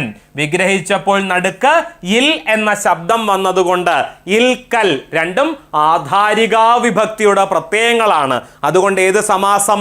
ആധാരികാ തൽപുരുഷനാണ്. അടുത്തത് നാടോടിപ്പാട്ട്. നാട്ടിൽ പ്രചരിക്കുന്ന അല്ലെങ്കിൽ ഓടുന്ന പാട്ട് നാടോടിപ്പാട്ട്. അപ്പോൾ ഓടുന്ന എന്ന വാക്ക് ഉപേക്ഷിച്ചിട്ട് ആദ്യത്തെ വാക്കിനെയും അവസാനത്തെ വാക്കിനെയും ചേർത്താണ് നമ്മൾ ഏത് വാക്കുണ്ടാക്കുന്നത്? നാടോടിപ്പാട്ട് എന്ന വാക്കുണ്ടാക്കുന്നത്. നടുക്കത്തെ വാക്കിനെ ഉപേക്ഷിച്ചത് കൊണ്ട് മധ്യമ പദലോപി എന്ന സമാസമാണ്. സമാസം നമ്മുടെ എല്ലാ പരീക്ഷകളിലും ഇല്ല കേട്ടോ. ഇനി നമ്മൾ LDC പരീക്ഷയിലേക്ക് കടക്കുമ്പോൾ അവിടെ ഏത് വരും? സമാസം വരും. ഇനി നടക്കാനിരിക്കുന്ന പരീക്ഷകളിൽ, ഇപ്പൊ ഡിഗ്രി മെയിൻസ് ആണെങ്കിലും അതടക്കമുള്ള പരീക്ഷകളിൽ നമുക്ക് എന്തു മതിയാകും? വിഗ്രഹിക്കാൻ അല്ലെങ്കിൽ ഘടകപദങ്ങളാക്കാൻ മാത്രം മതി. സമാസം സിലബസിൽ ഇല്ല. കിട്ടിയല്ലോ. അടുത്ത ചോദ്യത്തിലേക്ക് പോകാം. താഴെ തന്നിരിക്കുന്ന ഒറ്റപ്പദങ്ങളിൽ ശരിയായവ ഏതെല്ലാം? ഋഷിയെ സംബന്ധിച്ചത് ആർഷം ശരിയാണ്. ആത്മാവിനെ സംബന്ധിച്ചത് ആത്മികം ശരിയാണ്. ബാക്കി രണ്ടും തെറ്റ്. വിഭജിക്കാൻ കഴിയാത്തത്, ഇവിടെ ഒരു സ്പെല്ലിംഗ് മിസ്റ്റേക്ക് ഉണ്ടല്ലേ? നമ്മളിത് എക്സാം ഹാളിൽ ഇരുന്ന് പെട്ടെന്ന് വായിച്ചു നോക്കുമ്പോൾ ഇത് ശരിയാണെന്ന് തോന്നും. കാരണം ആ വാക്ക് ഏതാണ്? അവിഭാജ്യമാണ്. അവിഭാജ്യം. എക്സാം ഹാളിൽ ഇരുന്നു കൊണ്ട് ധൃതി പിടിച്ച് വായിച്ചു നോക്കുമ്പോൾ ഇത് അഭിവാജ്യമായിട്ടല്ല, അവിഭാജ്യമായിട്ടായിരിക്കും നമ്മുടെ കണ്ണിൽ പെടുക. ശരിയല്ലേ? അതുകൊണ്ടാണ് അറിയാവുന്ന ചോദ്യമാണെങ്കിൽ പോലും മനസ്സിരുത്തി വായിച്ചു നോക്കിയിട്ടേ ഉത്തരം മാർക്ക് ചെയ്യാവൂ എന്ന് പറയുന്നത് കേട്ടോ. മാർക്ക് ചെയ്യുന്നത് OMR ഷീറ്റിലാണ്. ഒരു തവണ മാർക്ക് ചെയ്തു പോയാൽ പിന്നെ അത് തിരുത്താൻ സാധിക്കില്ല. ശ്രദ്ധ വളരെ പ്രധാനപ്പെട്ടത് കേട്ടോ. അപ്പൊ അവിഭാജ്യമാണ് ശരിയായത്. വൈദ്യം പഠിച്ചവൻ വൈദികനാണോ? അല്ല. അതാരാ? വൈദ്യനാണ്. അപ്പൊ വൈദികൻ ആരാ? വേദം പഠിച്ചവനാണ് ആര്? വൈദികൻ. കിട്ടിയോ? അപ്പൊ 1ഉം 4ഉം തെറ്റായിരുന്നു, 2ഉം 3ഉം ശരിയായിരുന്നു. ഋഷിയെ സംബന്ധിച്ചത് ആർഷം, പലയാവർത്തി പരീക്ഷയ്ക്ക് വന്നിട്ടുള്ളതാണ്. ആത്മാവിനെ സംബന്ധിച്ചത് ആത്മികം, തന്നെ സംബന്ധിച്ചത്, അവനവനെ സംബന്ധിച്ചത് എന്താണ്? ആത്മീയമാണ്. നമുക്ക് നോക്കാം ചില പ്രധാനപ്പെട്ട ഒറ്റപ്പദങ്ങൾ. വിഭജിക്കാൻ കഴിയാത്തത് അവിഭാജ്യം, വിഭജിക്കാത്തത് അവിഭക്തം. നോക്കിക്കേ, വൈദ്യം പഠിച്ചവൻ വൈദ്യൻ, വേദം പഠിച്ചവൻ വൈദികൻ. തന്നെ സംബന്ധിച്ചത് ആത്മീയം, ആത്മാവിനെ സംബന്ധിച്ചതാണ് എന്ത്? ആത്മികം. ആത്മീയം എന്ന് എഴുതുമ്പോൾ ദീർഘമുണ്ട് കേട്ടോ. ആത്മാവിനെ സംബന്ധിച്ചത് ആത്മികമാണ്. അവിടെ ദീർഘം വേണോ? അവിടെ ദീർഘം വേണ്ട. പദശുദ്ധിയിലും ചോദ്യമായിട്ട് വരാൻ സാധ്യതയുണ്ട്. അടുത്ത ചോദ്യത്തിലേക്ക് പോകാം. 9ാമത്തെ ചോദ്യം. മഹാഭാരതത്തിലെ ശിഖണ്ഡിയുടെ ജീവിതവുമായി സാമ്യമുള്ള R രാജശ്രീയുടെ ആത്രേയകം എന്ന നോവലിൽ പ്രസ്തുത കഥാപാത്രത്തെ ഏത് പേരിലാണ് അവതരിപ്പിച്ചിട്ടുള്ളത്? ശിഖണ്ഡിയെ നമുക്ക് ആത്രേയകം എന്ന നോവലിൽ ഒരിടത്ത് പോലും ശിഖണ്ഡി എന്ന വാക്ക് ഉപയോഗിച്ചിട്ടില്ല എന്നുള്ളത് ആ നോവലിലെ ഒരു പ്രത്യേകതയാണ്. ആ സ്ഥാനത്ത് നിരമിത്രനായിട്ടും ചിലയിടങ്ങളിൽ നിരമിത്രയായിട്ടുമാണ് ആ കഥാപാത്രം കടന്നു വരുന്നത്. ആർ രാജശ്രീയെ പരിചയമുണ്ടോ? ഉണ്ട്. ഞാനത് വഴിയെ പരിചയപ്പെടുത്താം. ആ നോവൽ ഇതാണ് കേട്ടോ. ഇവിടെ ഒരു സൂചന കൊടുത്തിട്ടുണ്ട് അല്ലെ. അവരുടെ വളരെ പ്രസിദ്ധമായൊരു നോവലുണ്ട്. ഏതാ? കാസർഗോഡ് ഭാഷയുടെ അതിപ്രസരം കൊണ്ട് മലയാളികൾ ഇരുകൈയും നീട്ടി സ്വീകരിച്ചൊരു നോവലാണ് കല്യാണി എന്നും ദാക്ഷായണി എന്നും പേരായ രണ്ട് സ്ത്രീകളുടെ കഥ അല്ലെ. കഥ എന്നല്ല എഴുതിയിരിക്കുന്നത് കേട്ടോ, കഥ എന്നാണ് എഴുതിയിരിക്കുന്നത്. ആദ്യം ബ്ലോഗ് എഴുത്തായിട്ട് തുടങ്ങിയതാണ്. വായനക്കാരുടെ നിരന്തരമായ അഭ്യർത്ഥന പ്രകാരമാണ് അത് പുസ്തകമായി അച്ചടിച്ചത്. പുസ്തകമായി അച്ചടിച്ചപ്പോൾ അത് ചരിത്രമായി തീരുകയും ചെയ്തു. ആദ്യത്തെ നോവലിന് തന്നെ ആർ രാജശ്രീക്ക് കേരള സാഹിത്യ അക്കാദമി അവാർഡ് ലഭിക്കുകയും ചെയ്തു. പ്രസ്തുത ആർ രാജശ്രീയുടെ രണ്ടാമത്തെ നോവലാണേത്? ആത്രേയകം. മഹാഭാരതത്തിന്റെ പശ്ചാത്തലത്തിൽ രചിക്കപ്പെട്ടതാണ് ഈ രണ്ടാമത്തെ നോവൽ. നോക്കൂ, മഹാഭാരതത്തിലൂടെ നമ്മൾ അറിയുന്ന ശിഖണ്ഡിയാണ് ആത്രേയകത്തിലെ കേന്ദ്ര കഥാപാത്രം. കുരുക്ഷേത്ര യുദ്ധത്തിന്റെ ഭാഗധേയം നിർണയിച്ച അംബയുടെ പുനർജന്മമെടുത്ത ശിഖണ്ഡിയെ നമുക്ക് എവിടെ കാണാം? ആത്രേയകത്തിൽ കാണാം. പക്ഷേ പേരില് ഒരു വ്യത്യാസമുണ്ട്. ഒരേ സമയം നിരമിത്രയായും നിരമിത്രനായും മാറുന്ന ശിഖണ്ഡിയുടെ കഥായാനമായ ആത്രേയകത്തിൽ രാജശ്രീ ശിഖണ്ഡി എന്ന വാക്ക് ഒരിടത്തും പ്രയോഗിച്ചിട്ടില്ല എന്നുള്ളത് ശ്രദ്ധേയമാണ്. എന്തിനാണ് ഇത്ര ഡീറ്റെയിൽസ് ഉൾപ്പെടുത്തിയിരിക്കുന്നത്? പ്രസ്താവന ചോദ്യങ്ങൾ കേട്ടോ. നമ്മുടെ പരീക്ഷയിൽ ഇപ്പൊ ചോദ്യം വരുന്നതിന്റെ പാറ്റേൺ മാറിയിട്ടുണ്ട്. ഇതൊക്കെ ചിലപ്പോൾ എന്തായിട്ട് വരാം? പ്രസ്താവനകളായിട്ട് വരാം. നോക്കിക്കേ, ഇവരാണ് ആർ രാജശ്രീ. കേവലം ഒരു നോവൽ എഴുത്തുകാരി മാത്രമല്ല, കോളേജ് പ്രൊഫസർ കൂടിയാണ് ആര്? ആർ രാജശ്രീ. ഒരുപാട് ഗവേഷണ പ്രബന്ധങ്ങൾ, 2 നോവലേ എഴുതിയിട്ടുള്ളൂ. ഒന്ന് ആദ്യം പറഞ്ഞ കല്യാണി എന്നും ദാക്ഷായണി എന്നും പേരായ രണ്ട് സ്ത്രീകളുടെ കഥ എന്നാണ് നോവലിന്റെ പേര്. 2021 കേരള സാഹിത്യ അക്കാദമി അവാർഡ് ലഭിച്ച നോവൽ കൂടിയാണ് അവരുടെ ആദ്യത്തെ നോവൽ കൂടിയായ കല്യാണിയും ദാക്ഷായണിയും. രണ്ടാമത്തെ നോവലാണ് മഹാഭാരതത്തിന്റെ പശ്ചാത്തലത്തിൽ എഴുതിയിട്ടുള്ള നിരമിത്രനെ കേന്ദ്ര കഥാപാത്രമാക്കിക്കൊണ്ട് എഴുതിയിട്ടുള്ള ആത്രേയകം. പരീക്ഷയിലെ ആവർത്തന ചോദ്യങ്ങളാണ് കേട്ടോ. ദാ നോക്കൂ, 2021 കേരള സാഹിത്യ അക്കാദമി അവാർഡ്. ഇവരുടെ ഗവേഷണ പ്രബന്ധത്തെക്കുറിച്ച് ഞാൻ സൂചിപ്പിച്ചിരുന്നു. നായികാ നിർമ്മിതി, വഴിയും പൊരുളും ഇവരുടെ ഒരു ഗവേഷണ പ്രബന്ധമാണ്. മറ്റൊന്ന് അപസർപ്പക ആഖ്യാനങ്ങൾ, ഭാവനയും രാഷ്ട്രീയവും മറ്റൊരു ഗവേഷണ പ്രബന്ധമാണ്. അപസർപ്പക ആഖ്യാനം എന്ന് പറഞ്ഞാൽ എന്താ? ഡിറ്റക്റ്റീവ് നോവലാണ് കേട്ടോ. കുറ്റാന്വേഷണ കഥകളെയാണ് എന്തു പറയുന്നത്? അപസർപ്പക ആഖ്യാനങ്ങൾ എന്ന് പറയുന്നത്. പിന്നെ ഇവരുടെ മൂന്നാമത്തെ നോവൽ ഇപ്പോൾ ഖണ്ഡശ പ്രസിദ്ധീകരിക്കുന്നുണ്ട്. എവിടെയാ? മാതൃഭൂമി ആഴ്ചപ്പതിപ്പില്. അതിൻ്റെ പേരാണെന്ത്? കമലാലക്ഷ്മണം. ഇതൊരു പുസ്തകമായിട്ട് ഈ ക്ലാസ് എടുക്കുന്ന സമയത്ത് വരെ ഇറങ്ങിയിട്ടില്ല. ഉടനെ തന്നെ അത് ഇറങ്ങും കേട്ടോ. ഇപ്പൊ മാതൃഭൂമി ആഴ്ചപ്പതിപ്പില് ഇത് ഭാഗങ്ങളായിട്ട് പ്രസിദ്ധീകരിക്കുന്നുണ്ട്. കല്യാണി എന്ന നമ്മളിപ്പോൾ പറഞ്ഞല്ലോ, കല്യാണി എന്നും ദാക്ഷായണി എന്നും പേരായ രണ്ട് സ്ത്രീകളുടെ കഥ. ആ നോവലിലെ ഒരു കഥാപാത്രമാണ് ചിത്രസേനൻ. ആ ചിത്രസേനനെ കേന്ദ്ര കഥാപാത്രമാക്കിക്കൊണ്ട് രചിച്ചിരിക്കുന്ന നോവലാണേത്? കമലാലക്ഷ്മണം. പരീക്ഷയ്ക്ക് എങ്ങനെ ചോദ്യം വരാം? കമലാലക്ഷ്മണം എന്ന നോവൽ രചിച്ചതാരെന്നൊരു ചോദ്യം പ്രതീക്ഷിക്കാവുന്നതാണ് കേട്ടോ. അടുത്ത ചോദ്യം നമ്മുടെ സെഷനിലെ അവസാനത്തെ ചോദ്യത്തിലേക്ക് കടക്കുന്നു. യക്ഷഗാനം എത്ര തവണയാണ് യക്ഷഗാനത്തെക്കുറിച്ച് നമ്മുടെ പരീക്ഷയിൽ ചോദ്യം വന്നിട്ടുള്ളത്? അതുകൊണ്ട് യക്ഷഗാനത്തെ നമുക്കിപ്പോൾ നല്ലതുപോലെ അറിയാം.